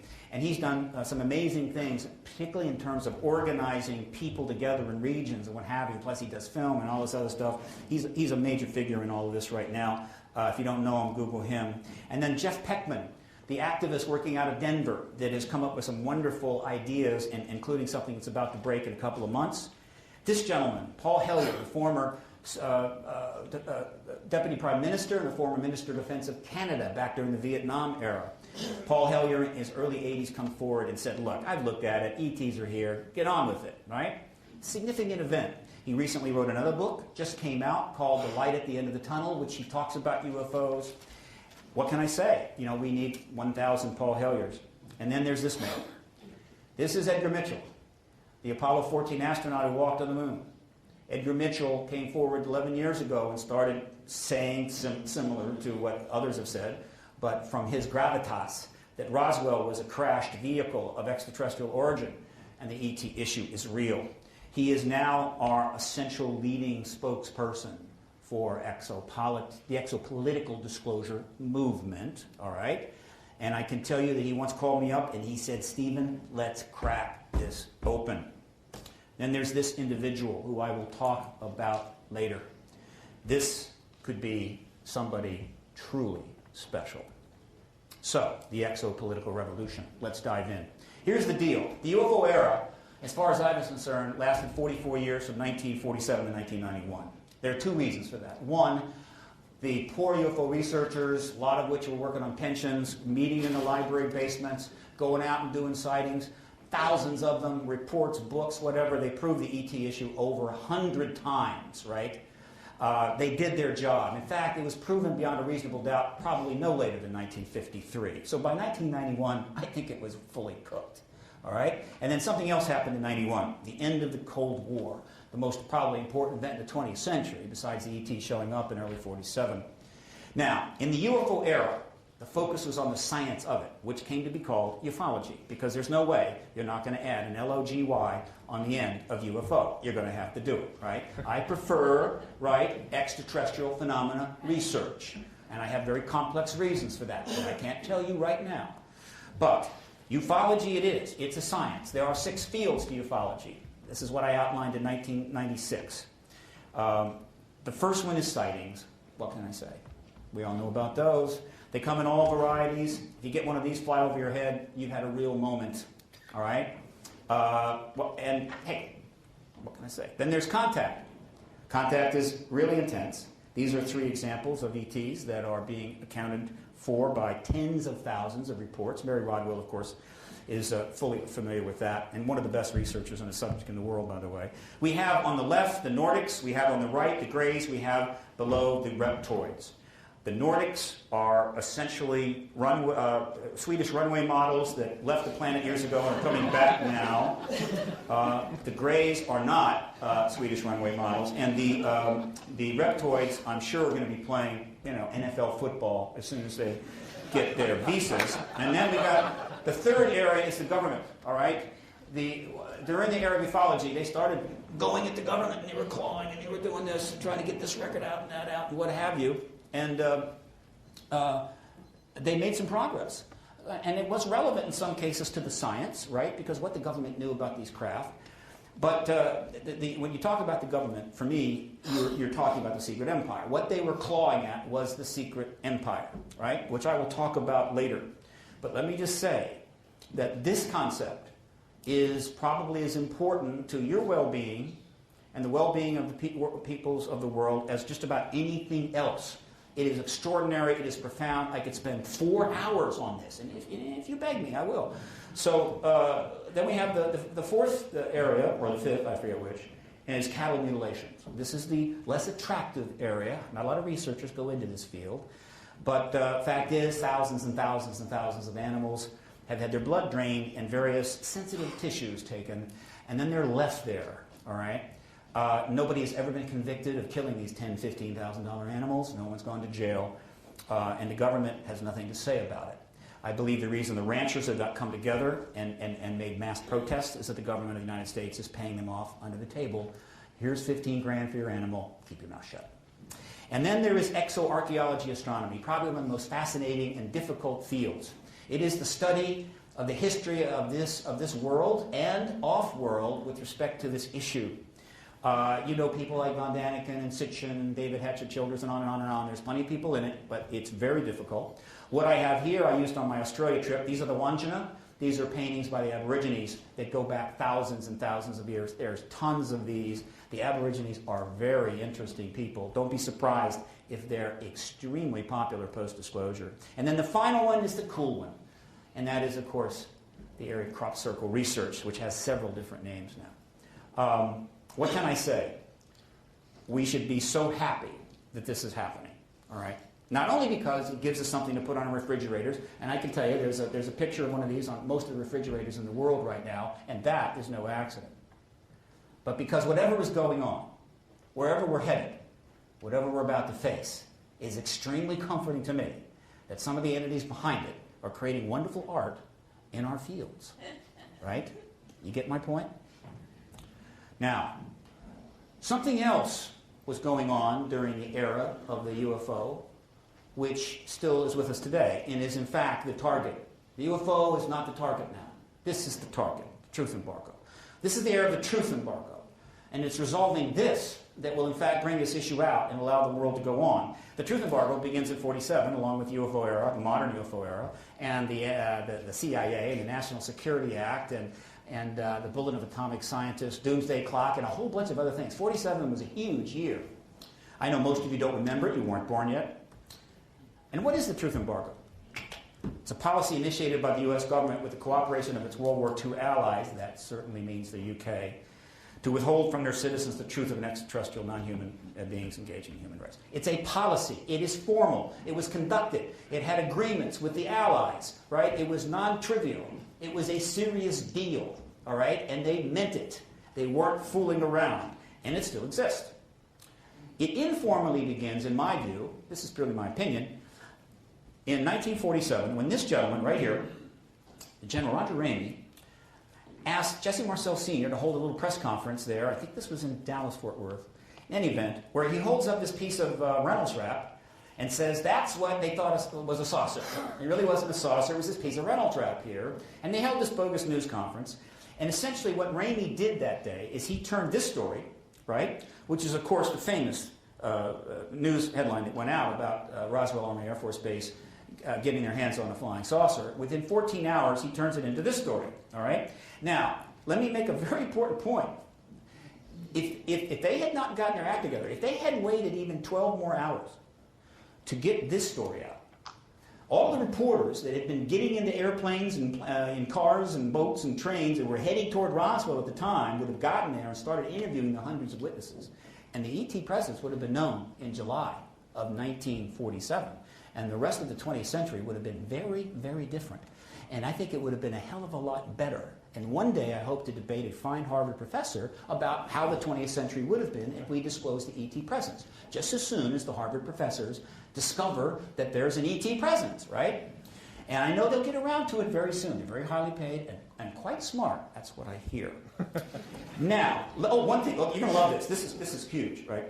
Again, this helps to make the point. People say, Steve, the truth embargo will go on forever. There's no way it can ever stop. How can we beat him? I'm saying, please give me a break here. Here's Roger Ramey. He walks into that room in 1940. He's so confident, right?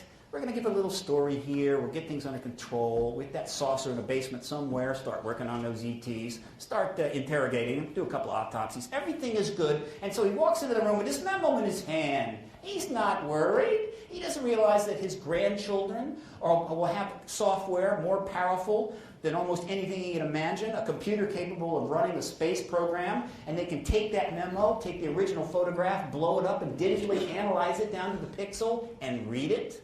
No, he doesn't know that. And so, about 10 years ago, that's exactly what people did, the RPIT project.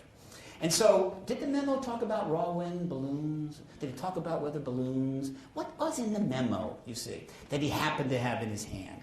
Well, here is some of the words that have been depicted. There is the memo. You can see his thumb over here. Here are some of the words. And the victims of the wreck in the disc, D-I-S-C, they will ship. Oh, rats. Damn. I'm not supposed to read that. Don't you love it, folks? And so, he informally begins the truth embargo, and one of the key questions, key exopolitical questions of our time, is whether this man will end it this year. Very possible. Could happen tomorrow. Get ready, okay? Store up lots of food and water, and reopen that bomb shelter you built in 1955.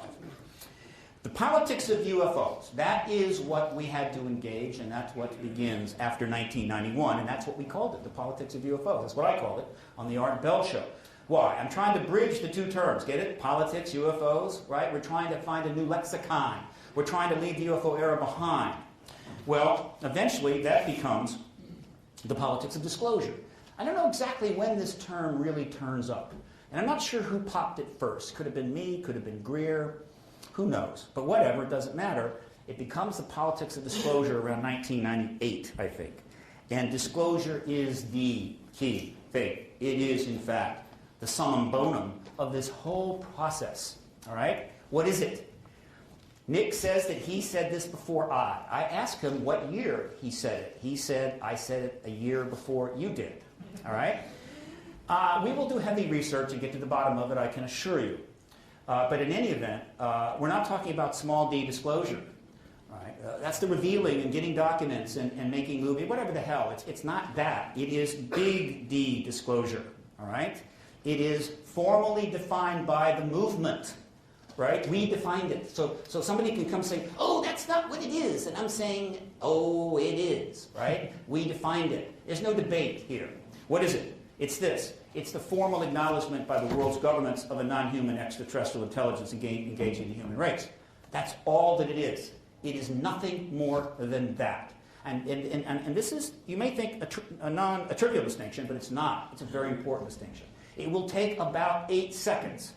My fellow Americans, I come to you tonight to tell you that there is, in fact, an extraterrestrial presence engaging the human race. We couldn't tell you before because we didn't think you could handle it, but now we think you can, and so we're telling you tonight. Thank you so much, and now back to our regular scheduled program. That's it. It's over. It's done. It's finished.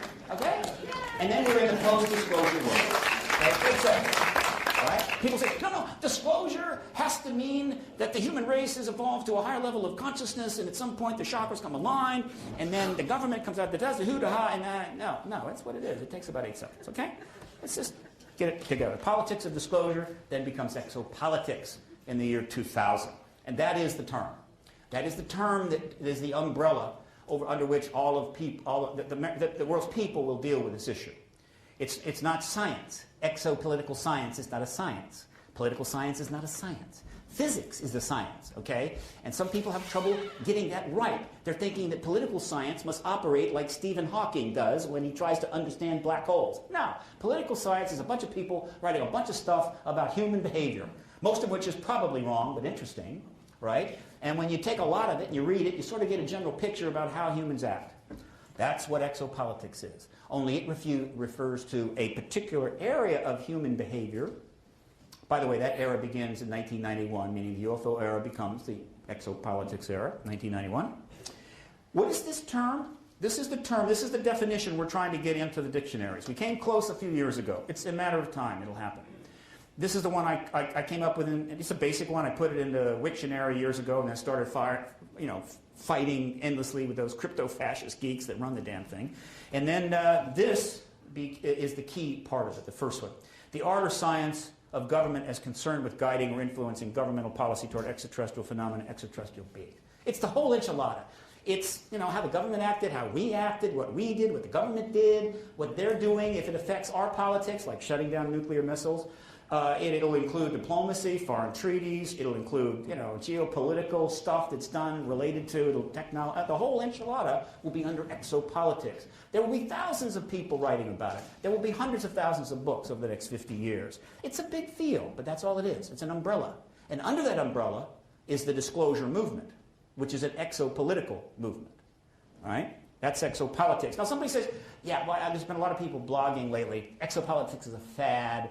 It's just a bunch of silliness and it'll all go away in a couple of weeks, right? So just don't pay any attention to those crazy people and come with me to go look at that trace case, in Upper Zimbabwe, because we really think we've got something there, Exopolitics is not going anywhere. You want to know why I know that? Because you see, if you go to Yahoo and you Google exopolitics, you can see it in the red, 1.57 million pages. Now, there's only one use of the term in English language. It's like, how you put a couple of words in there and you get 40 million pages because orange appears on a lot of pages. If you put orange juice in there, exopolitics has one use. It's U.F.O, none other. That's 1.57 million pages with exopolitics on them, which relates to the U.F.O issue. Are you following me here? That's not all the pages with UFO stuff on them. That's in the many, many tens of millions, if not hundreds of millions of pages. All right. So, exopolitics is here to stay. So, the exopolitics era gets underway in 1991. Right? And what begins is a chess game. The most amazing 3D dimensional chess game of all time. And the game is being played between us and them. That would be the government. All right? The government is heavily funded. It has nuclear weapons. It's a formidable foe.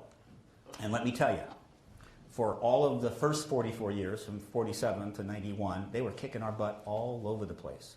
And from 91 to 99, we were losing badly. All right? It was not a fair fight. However, starting in 2000, the game changed. We moved out of the middle game, or moved into late middle game. We started getting more pieces on our board. Our pieces became more powerful. And before you know it, we started to move them around a little bit. And then right around 2007, we get into hyperdrive. And I can tell you today that after, 91 to now, it's 29 years, 19 years rather, we have the government of the United States in checkmate in 3 moves. Now somebody may say, oh no, that can't be. There's no way. It's so powerful, right? Right? The Illuminati will come and get you, or they'll run you off the road, or whatever. No, that's not going to happen. They're in checkmate in 3 moves. And when I get done today, you're going to understand that, all right? And people say, Steve, can you give me an example of something like that ever happened? And say, yeah, I can. It's called the Soviet Union. Do you recall the Soviet Union? The Soviet Union was the summum bonum of communism. It was going to last forever. They had a massive army, nuclear weapons. They had a camera in your bedroom. They had your neighbor spying on you. They had total control in the KGB. You lived and died at their, wishes. You worshiped their icons.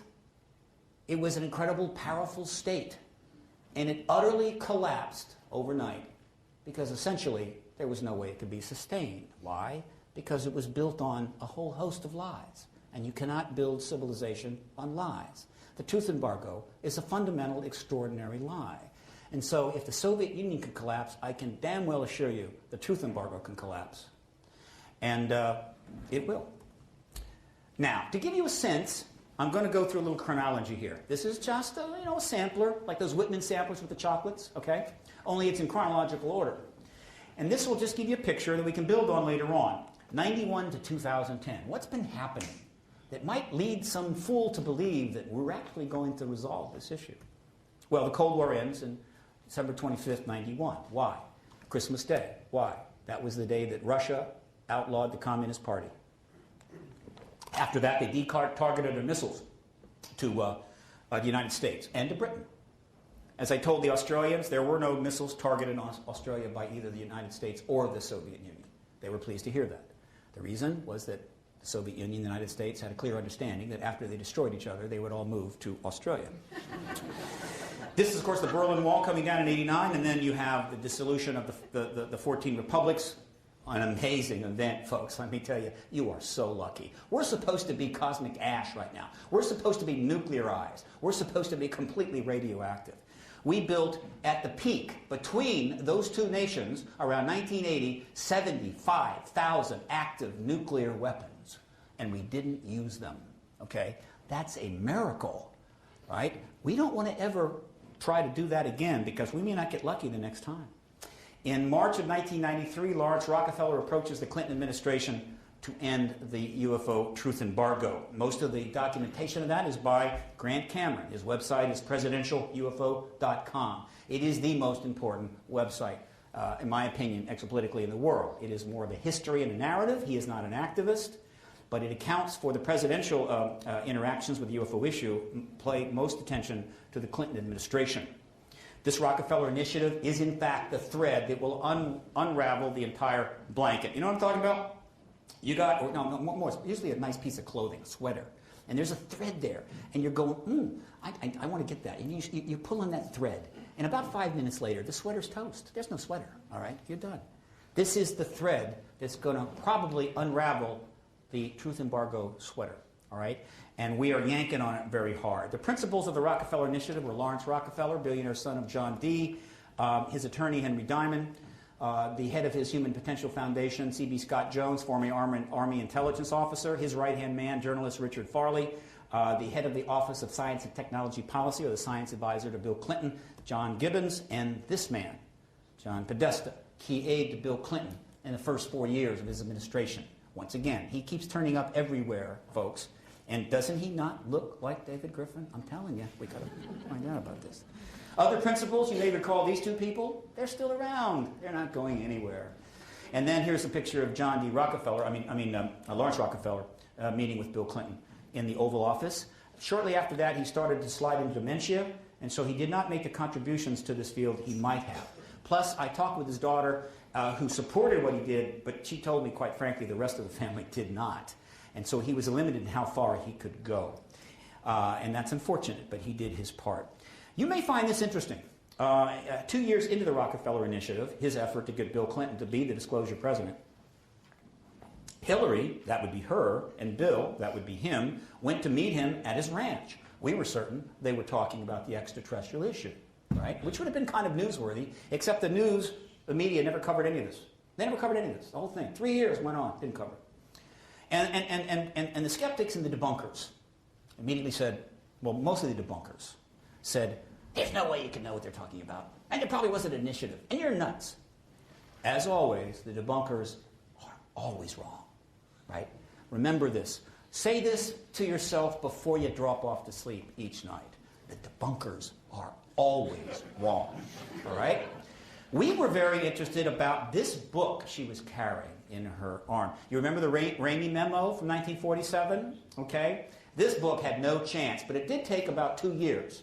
And a bunch of nice internet people went and looked at several thousand books, and they found out the book that she was carrying in 1995 when she went to meet Lawrence Rockefeller at his ranch in Wyoming.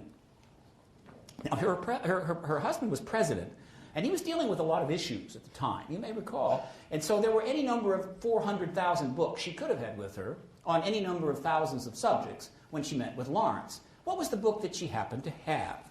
Well, we know. It's that book there. You see it? Notice the orange. Notice the placement of that. Notice the stars. Okay? And, of course, it's this book. You see that? You got it, right? What was she carrying? She was carrying this book, Are We Alone by Paul Davies, Philosophical Implications of the Discovery of Extraterrestrial Life.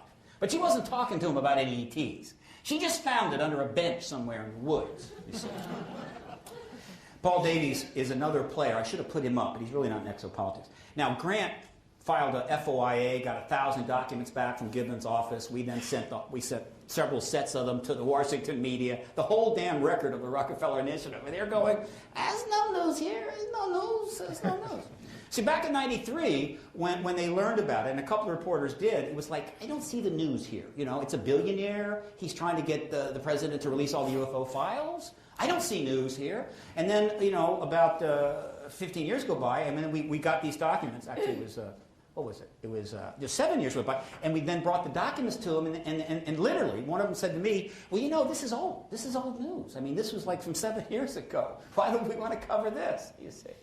I don't know what to say. Anyway, these are two of the documents that are on the internet and have been provided and put out in press releases to the entire media corps of Washington. In fact, I put out a press release to, let's see, my database is 6,000. I probably put out 100,000 press releases referring to this to the world media. Okay? They'll get to it. It's only a matter of time. This is a letter from Henry Diamond, Lawrence Rockefeller's attorney, to the science advisor Gibbons, where he says, attached are a draft letter to the president, which Lawrence has been discussing with Mrs. Clinton and her staff. She's fully involved in the Rockefeller initiative to get her husband to disclose all the U.F.O. files. How interesting. And she was the most powerful first lady in American history. Wow. What gets better, because we got another one. This is a little bit later. Here's a letter directly from Rockefeller to Jack Gibbons. And in the end, he says, you indicated that you will keep the First Lady's office informed, and we shall as well. Let me make a point. Not a single principal involved in the Rockefeller Initiative has ever said a thing publicly about that entire 3-year affair. And no member of American media or British media has ever asked any of those people I showed you a single question about it. So when I say there's a truth embargo, I mean it. It's real. However, it is coming apart. This is a page on my website that refers to all this, complimenting Grant Cameron's website. Check it out. You'll find it quite interesting. We have 173 of the most significant documents there with thumbnails so the press can actually review the whole thing chronologically. You know, my idea is make it easy for them. You know, they're so busy. They got to pay for their summer home and the extra car, and you know, and they take lots of vacations now. They make millions of dollars. It's so busy being rich, and so I just make it easy. Just go read these, and you have the biggest news story of all time. They'll get to it. 97. We have about 3 years go by, not much happening because the entire world is jumping on top of Bill and Hillary Clinton and with steel boots and trying to beat them to death.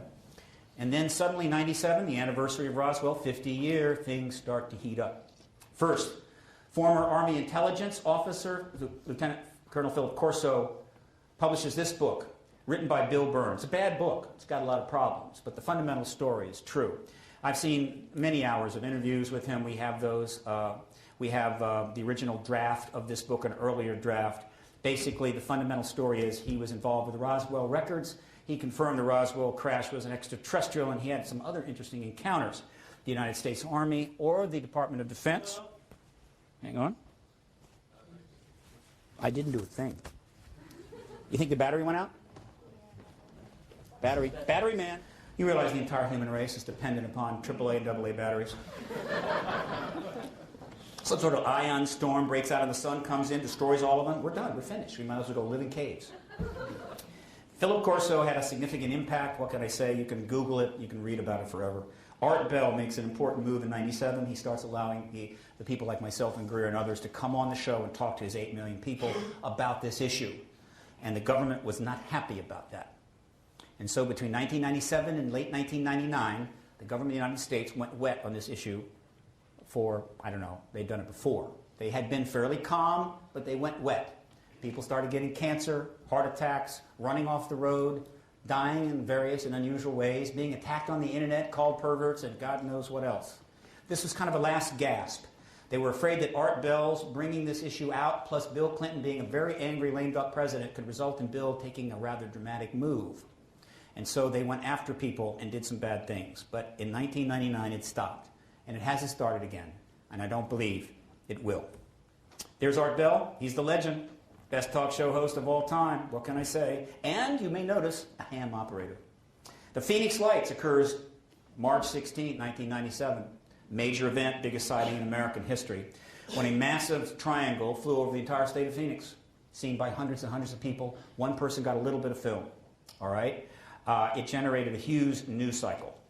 Then CSETI briefing, June 6, 97, Shoreham Hotel, Washington. This is Greer's first major move, I think, publicly in the political arena. He holds a briefing at the hotel 2 nights, tries to get some members of Congress and staff there, a few come, and the press on the second night. I was there. Probably the most important thing that happened that night, though, was Edgar Mitchell. That was when he really came out finally and started talking about his belief the ET issue was real. Thus beginning what amounted to now a 13-year effort on his part to bring this home. Then Exopolitics, that term is coined in the year 2000 by Alfred Weber. We talked about that. And then Carter, and in the same year, at the same time, we learned, really it became somewhat known, I think it had been known, but I didn't know about it, that Jimmy Carter had made 2 efforts to launch ET studies after he became president. What a guy.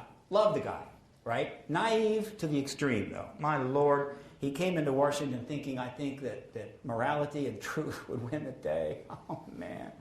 What can I say? He had a UFO sighting when he was a governor, and so he actually mentioned UFOs. He was the first person in a November federal election in the United States on ballot to mention UFOs. People sent thousands of letters to him. And as a result, he actually tried to respond, and he initiated an ET study in the White House. And then Alfred Weber showed up at his door with another request to do a study, because he was working for the Stanford Research Institute.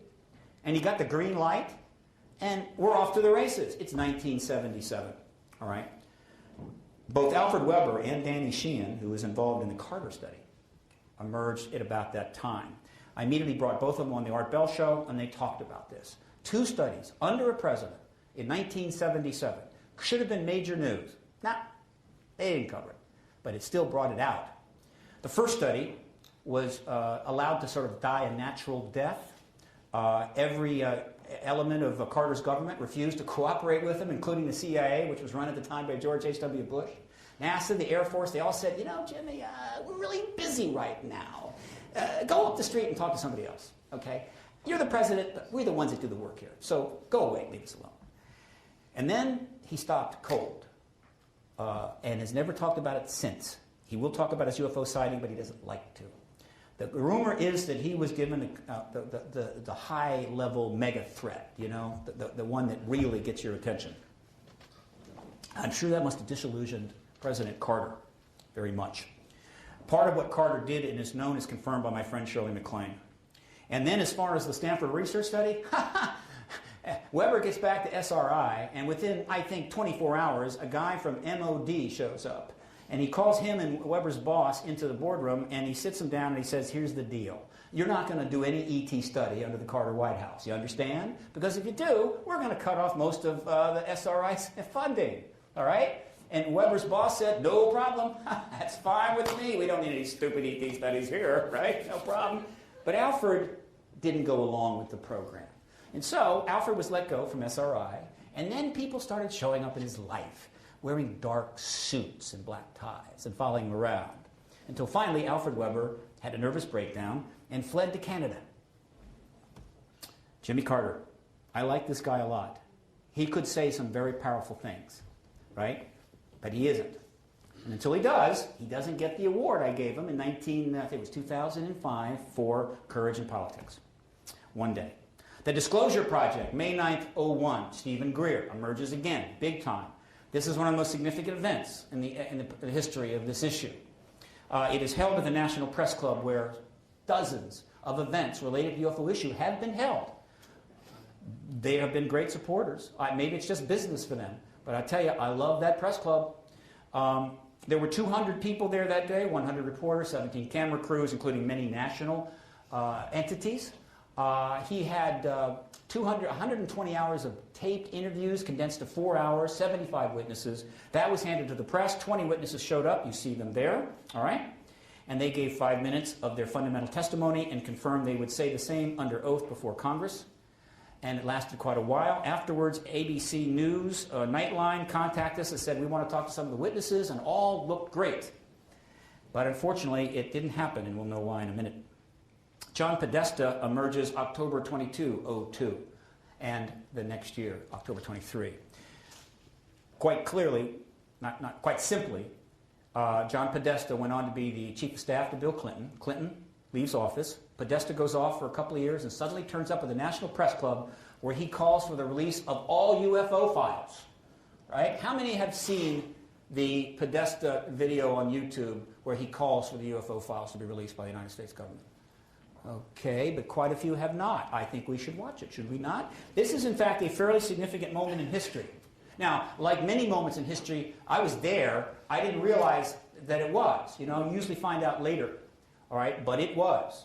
And it was no accident. I can assure you, he just didn't get up and go, oh, I just think I'll go down to the press club today and just call for the UFO files to be released because I'm just feeling kind of funky, that kind of thing. I don't think so. He was the former chief of staff to President Clinton, the second most powerful man in the country. He was a major intellectual advisor to Clinton and a key member of the Democratic Party, which was hoping to win the election in 2004. And so when he walks into the press club and does this, folks, this is a big deal. I think it's time to open the books on questions that have remained in the dark, on the question of government investigations of UFOs. It's time to find out what the truth really is that's out there. We ought to do it really because it's right. We ought to do it because the American people, quite frankly, can handle the truth. And we ought to do it because it's the law. We ought to do it because I think it's the time law. On questions. He didn't have to say that. He could have just said, yeah, it'd be nice to have the files out, clean up the closets, have a little more space to party, right? He could have said, well, you have a right to know, right? You're after you pay the taxes. He said, because it's the law. That is Podesta saying to the United States people and to the military intelligence community that we will disclose because it is the law. And it wasn't news, but it is news now, all right? Because it is the law, and they will disclose, right? It's that simple. And yet, the news media in the United States have only barely touched on John Podesta. And he's done more and more and more. And so what has happened is that the truth embargo, which did not allow you to cross a line, over the years the media would come up to that line and go back, and up to that line and go back. Now they're marching up to the line and coming back, and marching up and coming back. And it's only a matter of time they're going to cross over that thing. But understand, the reason the truth embargo does have to end is not because a bunch of exopolitical guys, right, need something to do in their spare time. It needs to end because it is the law. The law in this country and the law in the United States. All right, let's go back. Ooh, that felt good. Hang on. I just want to know I'm serious about this, folks. Here he is. That's what he said in 2002, and then he came back a year later and repeated it, and this time to even more press. He repeated it 1 year later. He comes in and calls for the UFO files to be released, right? And between those two statements, he goes out and raises $25 million to found the Center for American Progress with no problem. No problem. Just got $25 million. Did the Republican Party attack him? No. And let me tell you, they play hardball in Washington. Did the media attack him for being a UFO wacko nut? No. He was left untouched. And then he raised $25 million. Maybe one of the reasons they didn't attack him is because he had a billionaire behind him. The #1 funder of the Center for American Progress is this man, George Soros. Worth $7 billion then, probably worth $15 now. His #1 issue in his life, after he became rich, which he spent hundreds of millions of dollars on, open, transparent government. Have you heard that phrase lately at all, by chance? Okay. Then Bill Richardson, not that many months later, he writes a foreword for this book called The Roswell Dig Diaries, right, which is based on a sci-fi documentary. By the way, Sci-Fi founded the Coalition for Freedom of Information, which they announced in 2002, which was the press conference that John Podesta showed up to call for the release of all the UFO files. Here is the foreword, right, that Richardson writes, even though, now remember, Bill Richardson writes this foreword. He was a congressman, he was the ambassador to the UN, he was a secretary of energy, he's the governor of New Mexico, and he is planning to run for president. And he says this, let me see if I have it, he says this. He says the mystery surrounding this crash at Roswell has never been adequately explained, not by independent investigators and not by the U.S. government. Au contraire, Governor, you see, the United States Air Force has said it has been absolutely explained. All right? It made it quite clear in a book called Case Closed and several press conferences they gave. They trotted out big colonels and officers wearing funny clothing and ribbons and stuff, and they said it's been described. It is now fact. What is the fact? It is a mogul balloon that crashed on Brazel's ranch, and then the bodies that were seen were in fact crash test dummies that were dropped from airplanes 5 years later in 1952 that went back in time. He just called the United States Air Force a liar, and he's a former Marine. Should have been big news. Nah, not news. I think Britney Spears was cutting off her hair at that point or something like that. He said it would help everyone if the U.S. government disclosed everything it knows, right? What am I doing here? With full disclosure in our best scientific investigation, we should be able to find out what happened on that fateful day in July of 1947. The people can handle the truth. Recall what Podesta said? The people can handle the truth. Both he and Podesta are big-time Democratic players. So I had already concluded, even a year before this, that the Democratic Party, take notes, after they lost the unbelievably bitter election of 2000, folks, let me tell you, you should have been there. It was really something, all right? They decided that when they get back into power as the leading party in America, they would disclose the ET presence, and these were basically their people coming forward to lay the groundwork.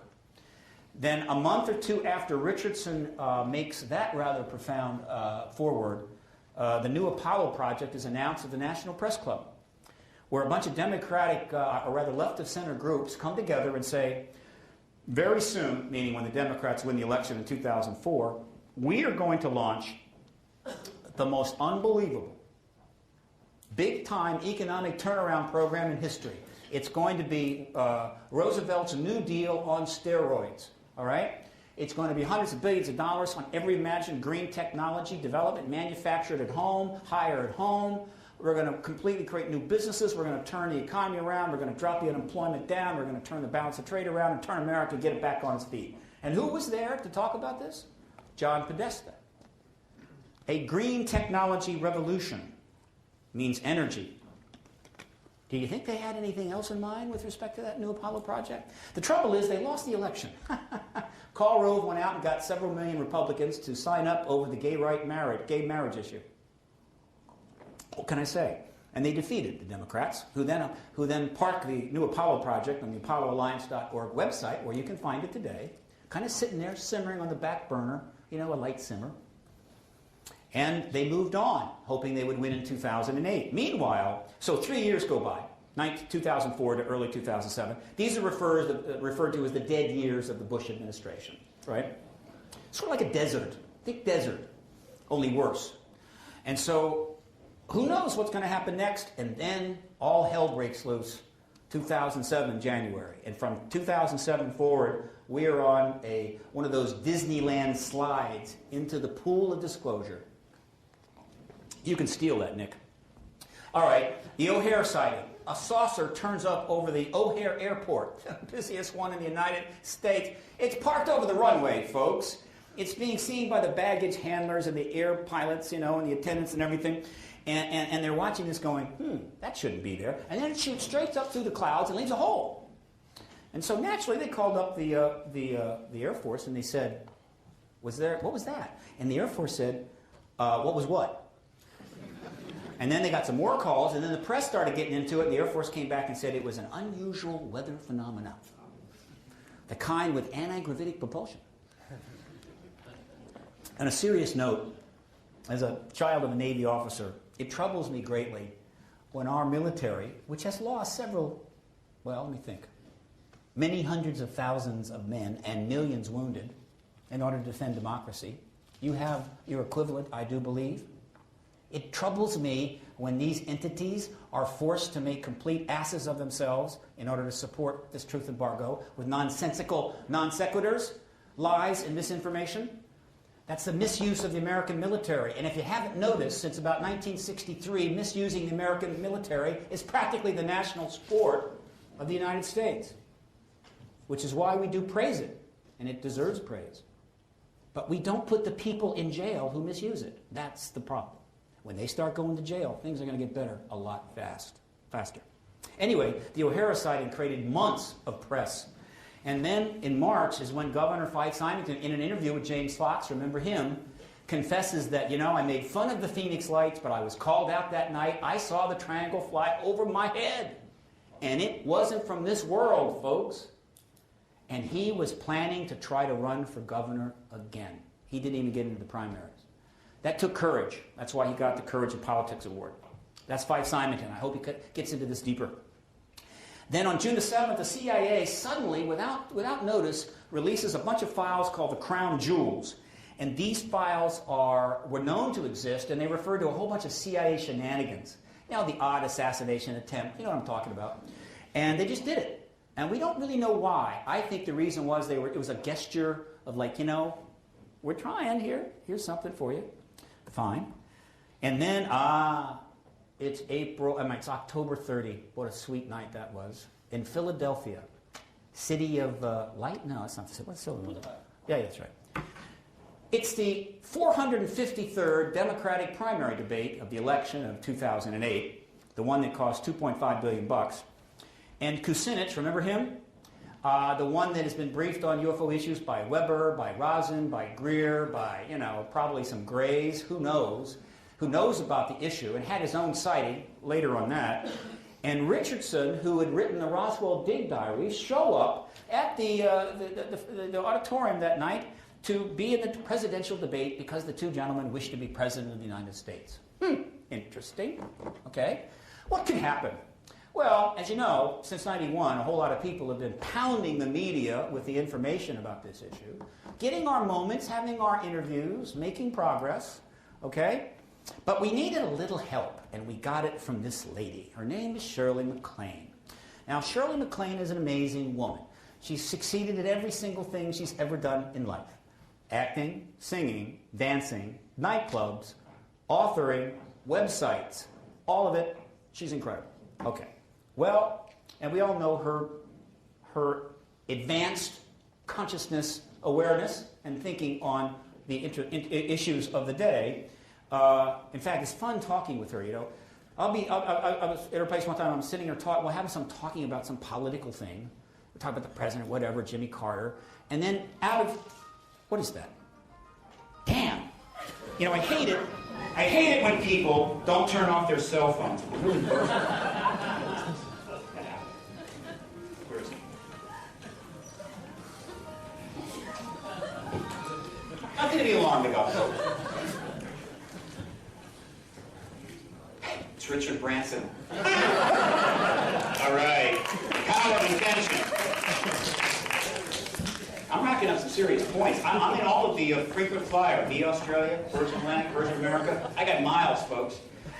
So you'd be talking to her, and suddenly she'll say, oh, yeah. And like when I was in Lemuria, I had that kind of similar experience. It's a very weird kind of thing, when I was in Lemuria. She's quite serious about that. Well, guess what? She is a close friend of Dennis Kucinich. She's the godmother to his daughter. She's known him for 30 years, at least that. In 1982, after he lost the campaign for Congress, he was very upset. So he went to her place in the state of, I think it was Washington, to sort of recover. He spent a whole year there. And very early in his visit, he walks out on the porch, and here's a triangle flying in, big old triangle, just cruising in. There were two other people there, walked down the porch with him. They're all staring at the triangle. Shirley's off doing a shoot. And they're watching this triangle for a good while. And then they walk back in, and Dennis turns to the other two, and he says, I was communicating with that triangle. I was getting some messages from that, Okay, no problem. Of course he told Shirley. No problem. No sweat. He goes on, eventually becomes, a fine congressman from Cleveland. And then eventually he becomes like the icon of the progressive left, raising money throughout all of California and going to all the cool places like Malibu and getting the movie stars involved. And he starts hinting that maybe the ET thing is something he might talk about. And so, wow, and he's cooking. And I got to admit, he's an amazing guy. But then, he gets some handlers and he starts to actually run for president, and the feet just turn to clay. What can I say? So Dennis kind of gets down the middle of the road. And so he arrives at that debate, October 30, 2007. But he has a problem. You see, Shirley MacLaine has been watching Dennis sort of morph from the progressive, go get him, I don't care what the consequences are, I'm going to tell the truth kind of guy, to the sort of, well, I'm running for president, and what do you want to know? Give me a moment, I'll have my handlers tell me what to say. And she's probably not thrilled about that. So, just coincidentally, she happens to write a book called Staging While Aging, which happens to have a page in there talking about Dennis's sighting in 1982, where he saw the triangle and felt it was talking to him, and she happened to publish it in the middle of the presidential campaign. All right? So, where is that going to go, you think? Where it goes is this. At the night of that debate, it happened to be moderated by the Dean of American Television Journalism, a highly respected, great guy named Tim Russert, who died a few years ago from diabetes, tragically. And Tim was the real deal. He was the guy that hosted This Week. And he would bring people on and grill them, right? He was the real deal. We had 50 Tim Russers. Let me tell you, folks, we'd be in paradise right now. Anyway, so Tim is moderating this thing, and they go through the debate. There's 12 candidates up there. Hillary's up there. Bill Richardson's up there. Obama's up there. And they're just reeling off those answers, right? And it gets to the end, and they're all thinking, whoa, we got through this, when all of a sudden, Big Tim makes his move. You want to see it? I can show it to you. All right? Okay? Let's see this. Now, I'm going to show you two politicians being asked UFO questions. All right? Now, it's going to be very painful to watch. So some of you may want to settle back, try to relax, take a deep breath. If it's bad, you can breathe into a paper bag. The point is, this is very traumatic. Why? Because in these two interviews, you will literally see the entire truth embargo, the media stuff, the psychological dissonance and everything else all kind of come together in those moments and work their way in there, and you can see it all working in their face, and it's all, it's like they're going to dissolve in front of you. These are highly intelligent, skilled politicians who have been in front of thousands of groups and answered thousands of questions. And then all of a sudden, the UFO question pops up, right? And all of that skill just starts to evaporate. Is this really what we want our politicians to be like, right? Do we want to create issues so that they literally turn into flaming idiots right in front of you? Of course, they are pretty much idiots anyway. But take them to another level. No, we don't want this. And actually, these are good men. Both of them are good men. You'll find that the evil, amoral guys don't come apart like that because they don't give a crap, okay? They'll kill anybody, do anything, steal anything to get what they want. And they'll use you and the country as long as they care to. And they rarely come apart. And so one of the reasons you see these men doing this is because they are good people. And we need to free them from this by ending this truth embargo. Okay, I'm on a roll again. Let's see what I got here. Let's start with, Kucinich. In fact, I may have both on the same thing. Let's see. Hang on. Congressman Kucinich, I want to move to a different area because this is a serious question.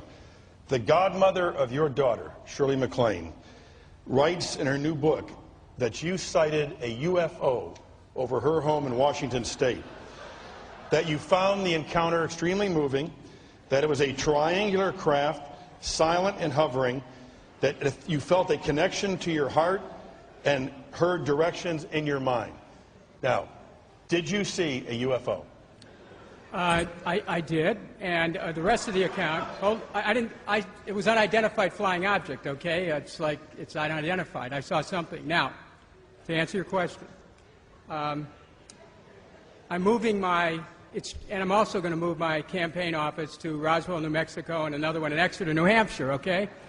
And also, you have to keep in mind that Jimmy Carter saw a UFO, and also that more people in this country have seen UFOs and I think approve of George Bush's presidency. Actually, and so wait, we're just getting started here. No. I mean, so, we have about 14% of Americans say they have seen UFOs. I'm going to move. What was the percentage? 14%. Right to his left was Bill Richardson. Two candidates down is Hillary Clinton, right? And Richardson is thinking, oh my God, he's going to ask me the next question. What am I going to do? And Hillary, I was on Fox News talking about her, and they had a picture of her in a UFO up there, right? I don't get any Christmas presents from Hillary Clinton, let me tell you. The point is that she's sitting there, oh God, they're going to ask me. What he does is he skips over her and he asks it to Obama. He asks him sort of a follow-up question, well, what do you think about the issue? And Obama, and we don't have it, and we get it. It's not that critical. Obama is ready and smooth, because he is very smooth, and he says, well, I don't know about the extraterrestrials, but there's plenty of things to worry about down here on the planet Earth. And it's all done. And Bill Richardson goes, oh man, I dodged that bullet. And he walks off the stage and makes a fatal mistake. He should have just gone home. Should have left immediately in his limo. But instead, he takes an interview from Chris Matthews, who is also a big-time television journalist, head of Hardball, been hosting that show for a long time, right?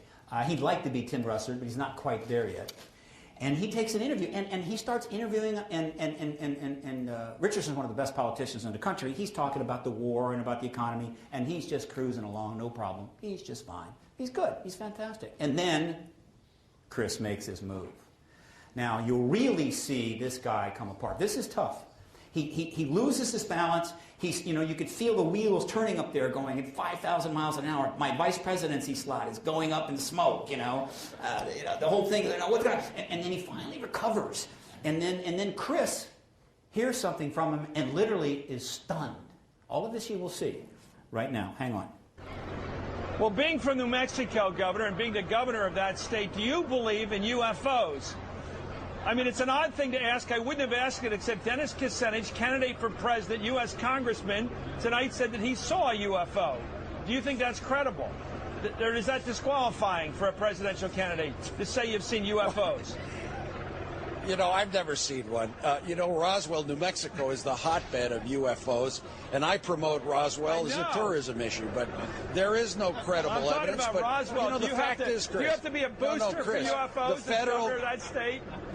No. The federal government has not come clean on all that issue, and it should. But no, I've never seen one. I doubt of their existence, but I admit, I'm the governor of the state. I push the tourism promotion side, like Billy the Kid, too. I'm also trying to bring tourism to my state, but no, Wait a minute! I don't think there's any credible evidence. Stop the music! Stop the music, Governor. Did you say the United States government is covering up a history of a UFO sighting in your state? You said the government hasn't cleared this up yet. What are they hiding that you say about a UFO? No, they haven't. Well, they don't produce documents, Chris. They should just get it all out. And there's a known history about this. What is the conspiracy? What is your belief if they released all documents? Look, I don't believe there are UFOs, but the government has not handled this well over the years. That's a historical fact. It's like on every issue, the energy papers of Secretary Cheney, they overclassify everything. There's too much bureaucracy. But, we do in Roswell, New Mexico, have a tradition of a UFO museum. It's a tourist attraction, and I don't think there's any credible evidence there is. But the government would help their case if they just declassified all the papers. Aside from 2 or 3 outright lies there, he notably is the first person in history to compare the UFO issue to Billy the Kid. All right, so we talked about Dennis Kucinich and Richardson and that debate. Significant night that was. And then on November the 12th, just a month later, is when Leslie Kean and James Fox brought significant witnesses in for another press conference at the National Press Club. That is the press conference right there. There were 12 people. It was referred to by our earlier speaker, who, by the way, was covering a lot of the same material, and I love it. It shows that people are now taking the material and are getting multiple representations around the world. This is the group. He had the same photo, and they consisted of pilots and high-level people, including the Iranian pilot, who now is a general, who was involved in that incredible event over the Gulf of Iran, where the UFO turned off his electronics. And then in December of 2007, the Japanese minister happens to mention on camera that UFO ETs are real. And oh boy, did all hell break loose on that. The Japanese press went absolutely nuts. And the Japanese prime minister had to step in and calm things down with some carefully worded answers. That was kind of cool. And then, January 8th, 2008. As I say, things are cooking. What happened that night? Stephenville, Texas. Texas, where our finest presidents come from. There's a lot of good old boys that live there. They sit out on the porch, have a beer, they polish up their shotguns. And one night, they're sitting there polishing, and suddenly a couple of pretty good-sized lights come streaking across the sky, followed by 2 F-16s and afterburners. And they go, whoa, that was interesting. And so somebody called up the local paper, which was the Courier, the Empire Tribune, and said, we saw something. And they sent out a woman by the name of Angela Joyner, and she started writing up the stories, and the thing just started growing and growing and growing. And the reason it grew is because, and again, this bothers me, it bothers me. Obviously, the paper called up the Air Force and said some people saw some, jets chasing some UFOs, and the Air Force said there were no jets out that night. Now, you see, your typical good old Texas boy generally thinks he knows an F-16 when it flies by. You know what I'm saying? They were not happy about this, and so they started raising a really big stink, and it's getting front page articles, and so the Air Force came out and said, darn it, there were some Air Force F-16s out there tonight. We didn't check the file logs. But there was nothing going on. And they said, you mean it wasn't chasing anything? They said, nah, not chasing a thing. Well, you see, the good old boys, they kind of know a giant glowing thingy when it flies across the sky at God knows what speed. And so the thing wouldn't die until finally a couple of researchers got the radar logs released. And lo and behold, it shows two bogies being chased by jets directly towards the president's ranch in Crawford, Texas. Now let me explain something in the post-9/11 world. If you were to fly a couple of Cessna 152s on a lark, sort of one of those, college fraternity pranks, and you started flying toward the president's ranch, you'd have 14 F-16s around you, basically saying, land or die, okay? But, this was just a couple of things flying toward the ranch. What the hell? No big deal. Why wasn't it a big deal? Because they know what they were. They weren't fraternity boys in Cessna 152s. Those were extraterrestrial craft. And they aren't going to bother Bush. Well, they might have abducted him. But in any event, they're not a threat. So we did chase them, because I guess you can't just let that kind of thing fly. But we can't tell you that, and so we have to lie. Oh, I think I just made a poem. May 08, Jeff Peckman, Denver, brilliant activist, comes up with this great idea. Let's have a ballot initiative for the city of Denver, okay? And have them vote whether they want an ET Affairs Commission. And let's make it, privately funded so there's no taxpayer money. And let's see if we can get that thing flying, because all we need is 5,000 signatures. This is smart. He gets a whole bunch of media because, again, all the other things that were happening. And before you know it, it's on the David Letterman show. I would kill to get on the David Letterman show. Very good stuff. And I'll tell you more about that later. And then, oh boy, things are starting to heat up now. It's May 08. What happened that month, you may think? Well, for about the previous 7 or 8 years, with the help of Paula Harris, a fine Monsignor of the Catholic Church named Corrado Balducci, who the previous speaker talked about, who had been a member of the Curia, a friend of the Pope, and the head exorcist of the Catholic Church. Oh, man, that's a job. Would I love to go to a cocktail party, one night and have some woman come up to me and say, Steve, what do you do? What do you do? Well, I'm the head exorcist of the Catholic Church, as a matter of fact. Oh, boy, that would be great. And so, in his retirement, he started going public and talking about the Catholic Church position on UFO issue, and saying things like, well, the extraterrestrials would be children under God in a greater world. They're not demons, certainly not demons. That previous members of the church, including the Saint Father Pio, had talked about it. Nothing to be alarmed about, folks. No problem.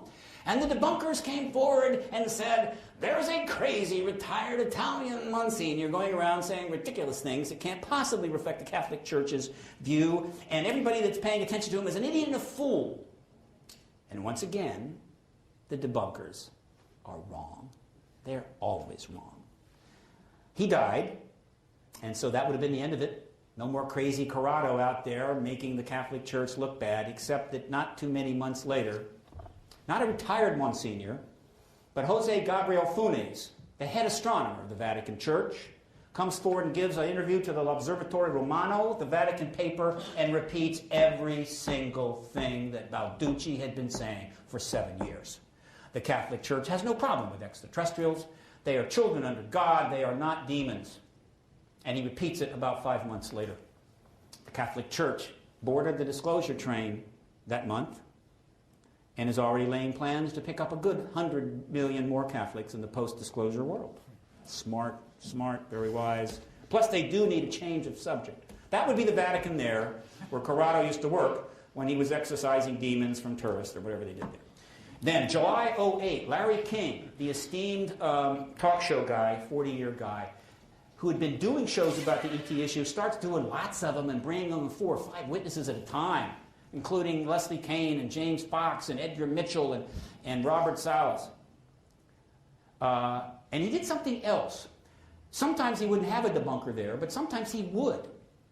And instead of kissing the debunker's ass, what he would do is ask him a question and just watch as the debunker just hung himself right there on the show and not do a thing to cut the rope. It was so fun to watch.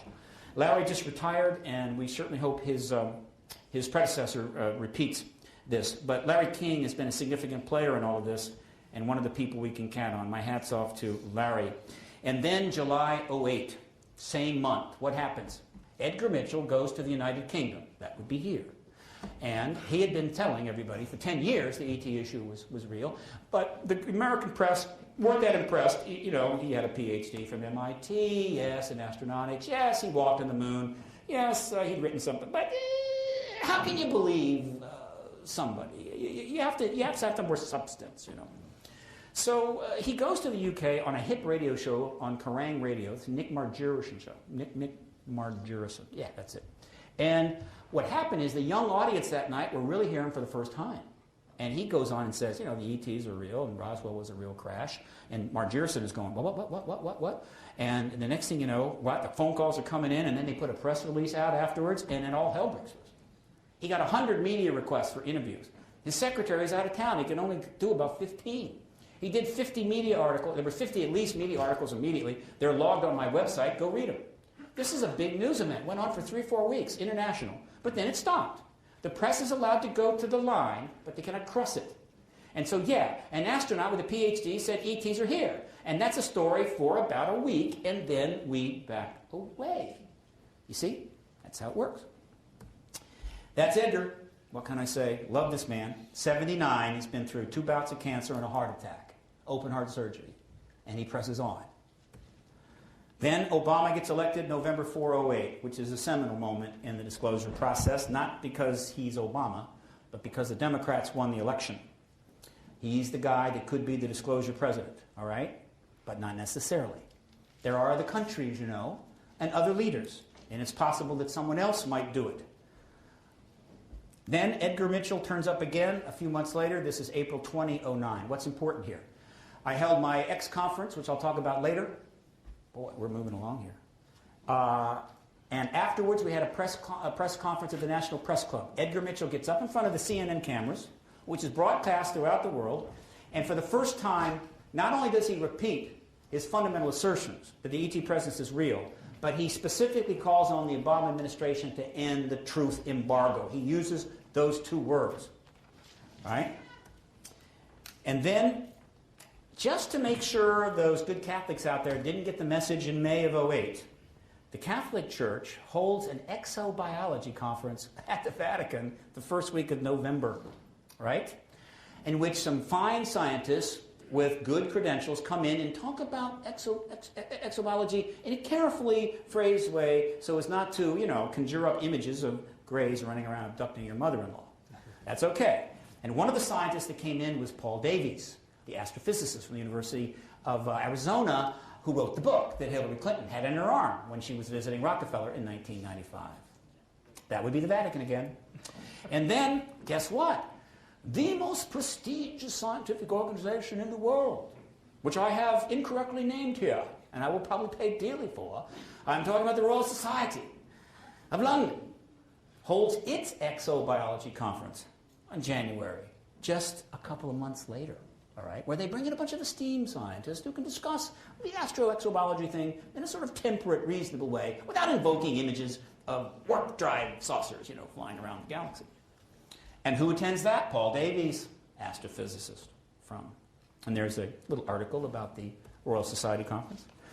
Then June 10, what happens then? An interesting fellow with interesting politics named Maurizio Borghezio, member of the European Union, introduces a resolution regarding the ET issue for the European Union to engage it. He needs, I think, 380 signatures. I think he's got about 100 now, but it's making a lot of news all over Europe. It's very cool. I applaud him. I don't agree with his politics, but whatever. Right? You'll see more of that. And now, here's 2 things coming up you need to know about. One is quite significant. All right? Assuming they get sufficient money, and I hope they do, a press conference will be held again at the National Press Club, September 27th of this year. It will be about UFOs and nukes, and is being put on by 2 people, Robert Salas and Robert Hastings. Robert Hastings is one of the best researchers in the country. And his recent book, UFOs and Nukes, is one of the most important books ever written on this subject. Why? Because one of the key issues or key incidents in that book concerns Captain Robert Salas. Captain Robert Salas, in 1967, was on duty in the bottom of a silo at a nuclear SAC base at Malmstrom Air Force Base, a nuclear SAC site, SAC nuclear site, when a flying saucer came down and hovered over the gate. Hello. And so the guys up top were a little upset about that, so they called Bob down on the thing and said, Bob, there's a disc, something, whatever, flying over the gate here. What should we do? What could he say? He said, well, watch it carefully, and I'll call the base. So he calls the base, right? Meanwhile, up top, all hell's breaking loose. You got guys running around, and nobody got hurt except 2 guards who were outside the gate and got a little, panicky and climbed over the fence. Not good, because the fences guarding our nuclear SAC sites are rather intense. They are covered by high amounts of razor wire, and so they got cut up. Now, why they thought that climbing over the fence, because there's a saucer there, right, would somehow make them safer than being on the out, who knows? But, humans, they hadn't been briefed. That's the problem. And so, okay, so they called down to Bob, and Bob says, well, what happened? Well, it flew away. And he's going, oh, man, this has been a tough night. It couldn't get worse, could it? Oh, it did, because the nuclear missiles in the silo started turning off one after another.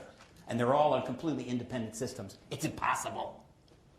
Whoa, that was heavy. And so the base guys come out and turn it back on, which is kind of cool. And then Bob learns that some other nuclear missiles got turned off the same night. And he goes back about his business.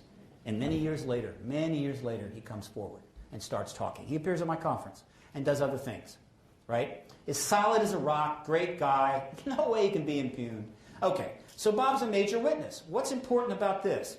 Well, you see, over the years, Bob tried to get some of those dudes up there under that saucer to come forward and support him. But they had all gone on to lead regular lives and do pretty well, and they were a little concerned about going public. Apparently, he has convinced some of them to go public. And so on the 27th, not only will Bob be there, but some of the boys up top that saw the saucer over the gate the night they turned off the nuclear missiles, it sounds like a musical, all right, will be appearing at the National Press Club. I predict some press will show up for that one. And then on November the 2nd, Jeff Peckman has his day when the fine people of Denver will vote on whether to have an ET Affairs Commission, which is now, by Jeff's good work, become a national referendum on the issue. Now, they tried to hurt his cause by moving the election from the primary, which has a small turnout. They deliberately, without asking permission, just moved it to the November election with a big turnout, okay? And so more people, maybe it won't pass. However, there's a good possibility that it will. And if it does, that'll be cool. So there you go. That's Jeff. So, truth embargo, RIP. Will it end? Right? Well, of course it will end. Its era will be roughly 1947 to 2010, maybe 2011. In addition to that chronology that I've just shown you, let's talk about the systemic reasons why it will end. There are 5 fundamental pressures on the truth embargo that are forcing it to collapse. The first one is the ETs themselves, okay? They apparently, the warranty on their cloaking devices is apparently run out. And so, you're sitting there and then, one goes by, you're out for a picnic, triangle goes over top of you, you're cruising down the road, the next thing you know, you get 2 hours of missing time, you're up in a saucer, whatever. I mean, let's face it, it's tough to hold a truth embargo when these dudes are not cooperating, right? They could be more discreet, they could be more careful, but no! And so they're turning the whole United States government into Baghdad Bob. Now, does anybody know who Baghdad Bob is? How many people know who Baghdad Bob is? You are cool. You obviously are on the net a lot, man. Baghdad Bob was the PR guy for Saddam Hussein. He was the fellow that got trotted out to interview with CNN because CNN was in Baghdad, when they bombed it and all that stuff. And then as the war developed, and so they would bring him out to get, the Iraqi government's position, and he always basically said that they're destroying the Americans in the desert, they're killing everybody. And so this went on for a while, and it got a little funny, but it finally peaked when at the very end, they interviewed Baghdad Bob and asked him about the final thrust, the tank corps on Baghdad, and he said, we are killing all the tanks. They are flaming. They're out in the desert now, surrounded by dead Americans. And as he's saying this on the CNN cameras, in the background, the American tanks are rolling through, right there in the Baghdad. And so, what can I say? The American government keeps coming and saying, there's no ETs. Ooh, what was that? And so what can I say? This is a problem. The ETs will not cooperate. There's public awareness. Now look, here's the deal. You go out on the street of America today and interview 100 regular old people, and only 40 of them know who the vice president is. You may want to try this in the UK, but who would be the person? You could say, ask 100 people who was the coalition partner to David Cameron. See how that goes. But I defy you to go out and ask 100 UK Brits if they know what a UFO is. You'll get 100, oh, sure I do. 100% market saturation, just like Queen Elizabeth II. Okay? Do you know how valuable that is? Well, yeah, I'll tell you how valuable it is. In 2005, I noted that of the 32 top grossing movies of all time, 10 of them were about extraterrestrials. Whoa, man. They've made billions of dollars off of this issue. All right? And then, of course, last year, we hit the peak with that baby, Avatar. How many have seen it? Of course you have. James Cameron blesses all of you. Hey, what can I say? $2.75 billion and climbing. It's about blue, cool, smurfy extraterrestrials living on a moon in concordance with nature, being chased around by Vietnam-style helicopters blowing up trees. What can I say? Are we ready? Are we aware? Is there anybody out there that doesn't know what an extraterrestrial roughly is? I don't think so. And so the public awareness is a problem for the government. Who comes out with these silly statements. Then there's the multi-tiered media. Very quickly, the media became layered, and the internet became the elevator that allows any story to get in and go up. And so they can't stop this. They can consolidate. Rupert Murdoch owns most of this, but it doesn't matter. The point is, you can't stop the stories if they can come through 7 different doors, and then the internet takes them up the elevator. Perfect example. The Monica Lewinsky story broke in the National Enquirer, Tier 5. Went on the internet, climbed its way up to the top until it became a #1 hit. And when the blue dress turned up, that was the ball game. All right? And so I don't care who you are. You may have a 400-pound tomato in your backyard, and maybe the Telegraph won't cover it, but I'm telling you, there's somewhere on here that will. And that tomato, who knows, could be on BBC inside of 3 weeks. That's the way it works now, folks. You can't control this. It's another reason why the truth embargo is doomed. And then we have the witness emergence. This is extremely critical. It's very simple. Once the Cold War ends, that was the principal barrier to good people coming forward and running down to the Daily Mail and spilling their guts about all the things they did when they worked for MI6. Because they were told, rightly so, that if we bring this out but while there's 50,000 nukes pointed at each other, somebody may get panicky and blow the world up, and you'll have that on your resume forever. You'll never get a job. And so people go, of course, I'll keep my mouth shut and take it to the grave. But once the Cold War ends, they started coming forward. They came forward by the scores. I could go through all these people, but, there's NASA guys there, FAA guys there, there's a Monsignor there. Nick Pope is there. Wait a minute, Nick's there. I got him here twice. See, Nick, twice, okay? I'm waiting on that BBC interview guy. Just get that sucker wound up for me. I would be so good on BBC, let me tell you. I wouldn't be like this. I'd be far more demure, really. Anyway, witnesses are coming forward, and I could talk about witnesses all day long, but this is my all-time favorite witness, and he has a UK connection. I think you know who I'm talking about. Some of you do. Major Milton Torres, a fine Mexican-American who came to this country for a better life. He joined the Air Force, became a pilot, and he was assigned to the UK in 1957, where he flew one of those cool jets. And then one day in 1957, with a huge fog over the channel, a bogey turned up on the UK's radar, looked a little suspicious. And, wisely so, not wanting to risk the Brit, they asked the Yank to go up and check it out. So, Milton Torres flies away, and he's headed over the channel to check out this bogey in a pea-soup fog when he gets an extremely unusual order. Milt, shoot it down.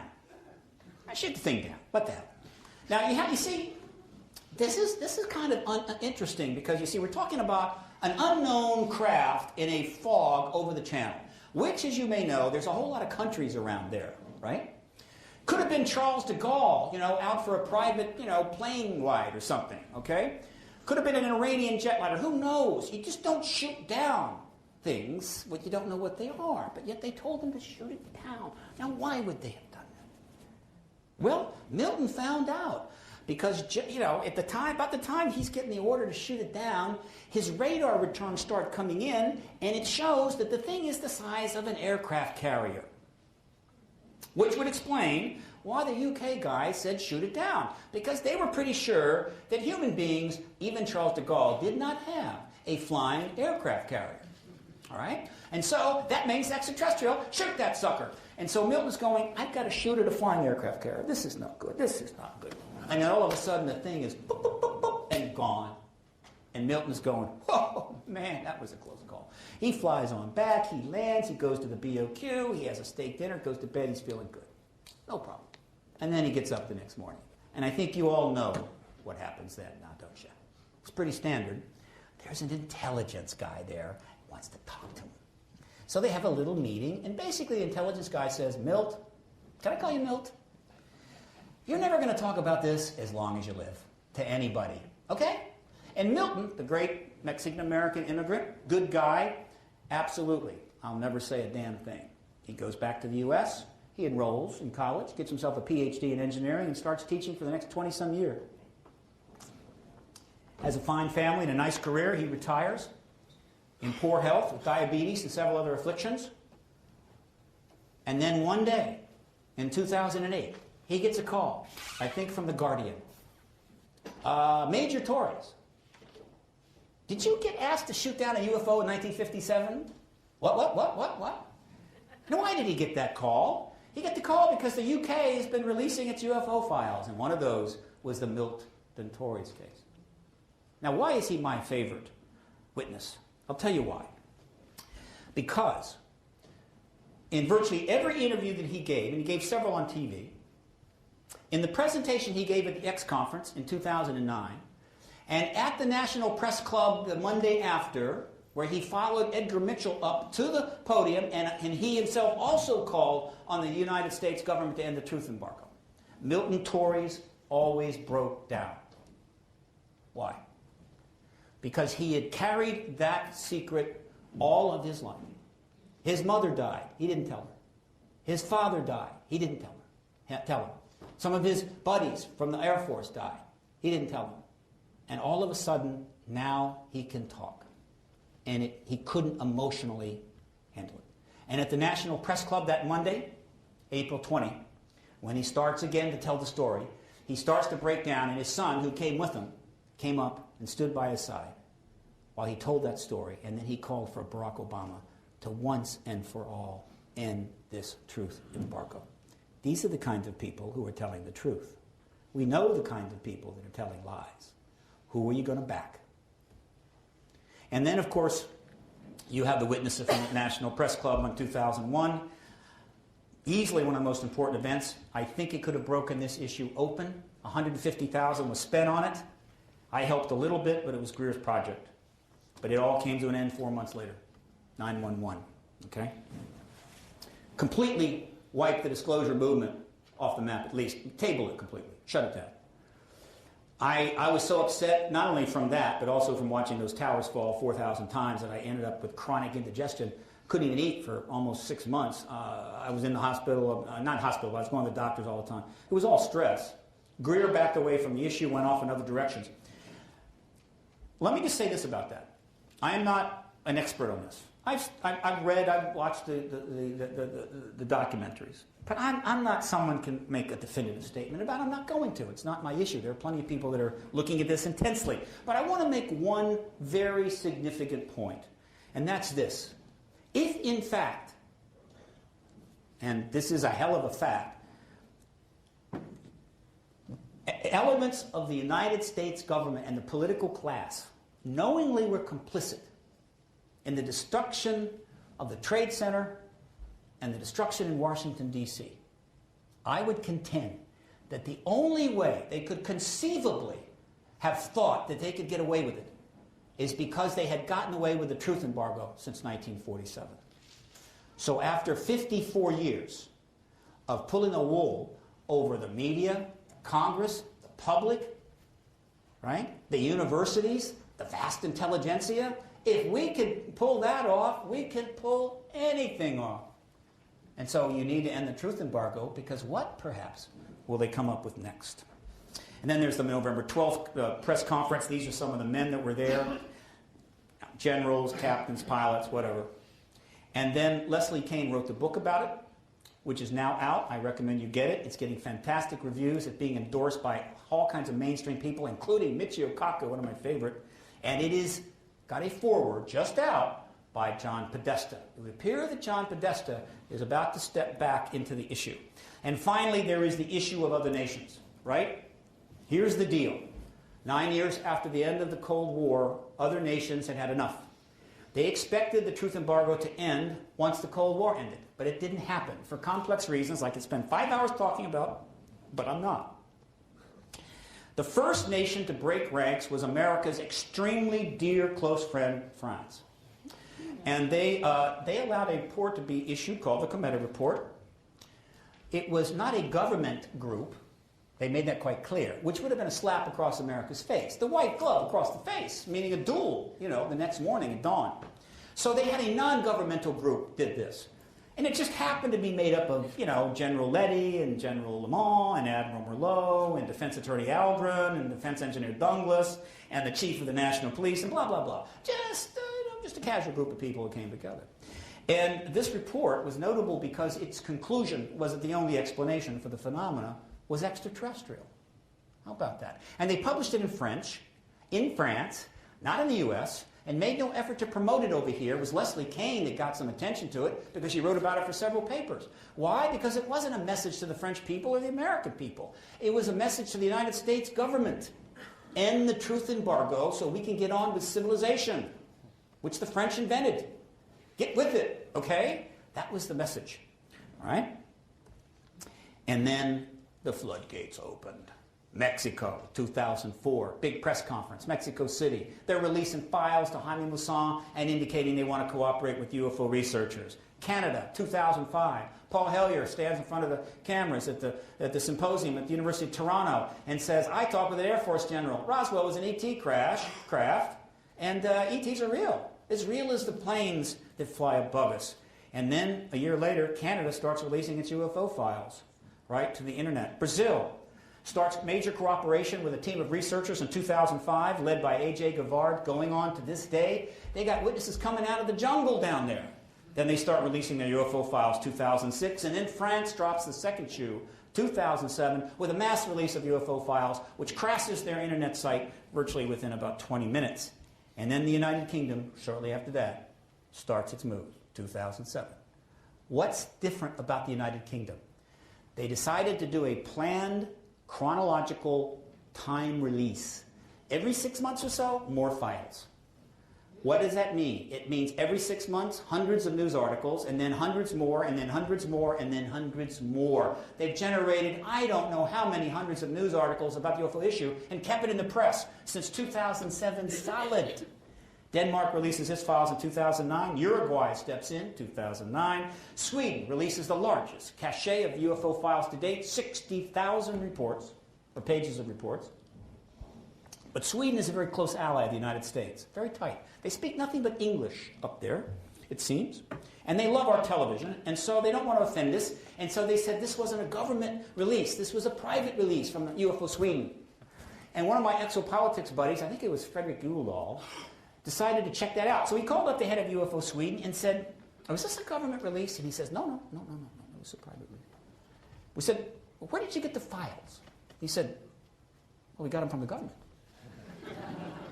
July 2009, Russia. Oh, boy. July 22nd, article, Russian papers. The Russian Navy, that would be the one with the nuclear submarines and the huge worldwide communication systems and the MIRV missiles that could destroy the United States and turn it into dust, announces it's going to start declassifying its underwater encounter files. That would be the files where the big, giant nuclear subs see things on their radar doing 200 miles an hour underwater, or being chased by multiple objects that they know are not US submarines that then kind of rise up and fly out of the ocean. Those kind of declassified files. What do you think the chances are that some Navy guy decided to do that without checking with Vladimir? You think it's possible? You know? Why don't we just release some files? Putin won't care. He's off riding a horse without a shirt on somewhere. Nothing to worry about. Right? We'll just do it. No, it's not, no sweat. Russia's on the disclosure train, folks. Then the Vatican. I told you about that. And then, of course, the one we were waiting for, the big one, New Zealand, the Kiwis, jumped in February, announced they're going to start releasing their files later this year. Now, there's a background picture. I have 15 minutes left. Because I'm taking the extra 10 minutes that was stolen from me from that crazy-ass raffle that they ran there. Paradigm Research Group, formed 1996 to end the truth embargo by political means, nonviolent, of course. The PRG website is launched in January of 1997. The Paradigm Clock is published in 1998. It was an attempt to draw attention to the issue of disclosure, right? Using the model of that's disclosure, using the model of the Doomsday Clock, which was created in 1947 by the Bulletin of Atomic Scientists, who were feeling a little guilty about the fact that they built the bombs that could destroy civilization. And so they created this nice clock, and they said if it strikes midnight, that's what you get. Okay? So pay attention. And they would change the clock from time to time to get the press, to pay attention. Wonderful idea. So I created the Paradigm Clock to do the same thing. All right? Only disclosure is not as nasty as that. So I would like to point out that one way to think about the disclosure movement is to try to make sure that this clock strikes first so that it's less likely that this clock ever strikes. All right? Follow me there? Now let me make another point. One of the reasons it's so difficult to raise money for this advocacy, and let me tell you, it's unbelievably difficult, is because unlike Save the Whales, we need to save the whales. Oh, I love whales. Can you give us some money? Absolutely. I love whales. How much do you want? No problem. But when you have to go to people and explain the concept of why disclosure needs to happen, and they don't even know what disclosure is, so that you can make it less likely that that other clock strike, that is tough. And so consequently, you cannot get the money. And there's a truth embargo. Then I formed a political action committee in 1999. I ran for Congress in 2002, and then launched the X Conference in 2004. I want to talk a little bit about the X Conference. It's one of the most important aspects of PRG's work. It's held in Washington, D.C. in order to bring the researchers, the activists, right there under the noses of the political press and the political leaders, so that you can actually invite them to come. If you're holding it in Saskatchewan, they're not going to come. But if you hold it nearby, it makes it harder for them to say no. They say no anyway, but it makes them feel more guilty. And so what's happened there? Six conferences. 86 speakers, 130 presentations. I'm sure that some of you know many of these people, all right? 130 lectures, 6 conferences over 6 years, including 16 PhDs, 3 medical doctors, 2 Juris Doctors, 1 astronaut, and a perfectly nice Monsignor of the Catholic Church.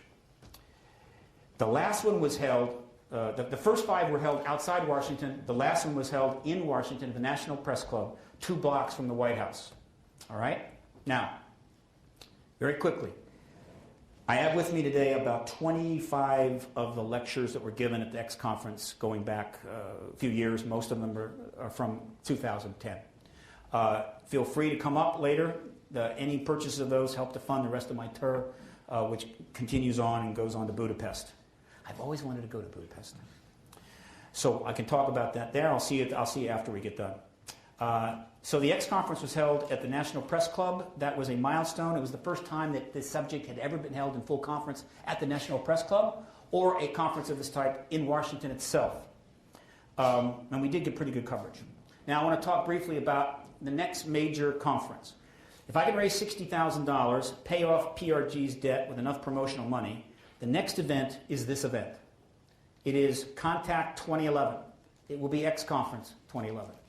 What's special about this? Well, first of all, it will be the first major conference specifically devoted to contact since the 1992 Alien Abduction Study Conference held at MIT, co-produced by Dr. John Mack and Dr. David Pritchard. 18 years ago, or 19 years ago at that point. We will bring, and by the way, the motto of this conference is who will speak for those caught between two worlds. I know Mary understands that as well as all the researchers. We will bring about a dozen of the contactees who have extremely comprehensive memories, as well as the ability to discuss and present their experiences to a large audience. We will also bring the top researchers in the world to discuss their findings. And we will do it 2 blocks from the White House. And then we will hold a press conference at the National Press Club where all of those contactees will sit down like those that did at Greer's press conference in 2001, and they will repeat the fundamental synopsis of their story and indicate that they will say the same in front of the United States Congress under oath. And the reason this has to happen is it is no longer acceptable to have the contactees walk 2 steps behind the advocacy movement. There are millions of them. They are in the closet, probably 95%. They have no representation. And they are an important part of this. And so it's time for them to step to the front of the line. And that's what we're going to do. We're going to turn the heat up, right? I want to mention that I'll be working with ICAR, the largest contact community in the world, over 20 to 25,000. It's run by Joseph Montaldo. You may want to check it out. And one other thing. I'm also working with a contactee named Kim Carlsberg, who wrote an extraordinary book in 1995. It was one of the first women to ever write about her use by ETs to create hybrid entities.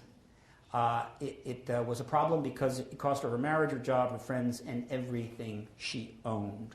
She then built her life back up and then lost it again in the financial disaster of 2008. But she was working on another book, and when I found out about it, I jumped in immediately and said, I'm going to help you and make this happen. She went to hundreds of people that had contacted her after the first book in 95 and said, send me your fundamental story and send me art that describes what happened to you. I'm going to create a book called Art of Close Encounters in which 150 accounts will be in synopsis with art. And the book is ready to go to the printer because in Australia, with the help of Duck and Rhodes, I found a backer who is going to print the book in Hong Kong, 5,000 copies for $25,000. It looks like this inside, 350 pages like that. Why is it important? This is the book. Unlike what Mac did with abduction, unlike what Strieber did with communion, this is the book that is going to take the contactee issue to the people. This is the book that every contactee can own and say to their friend or their family,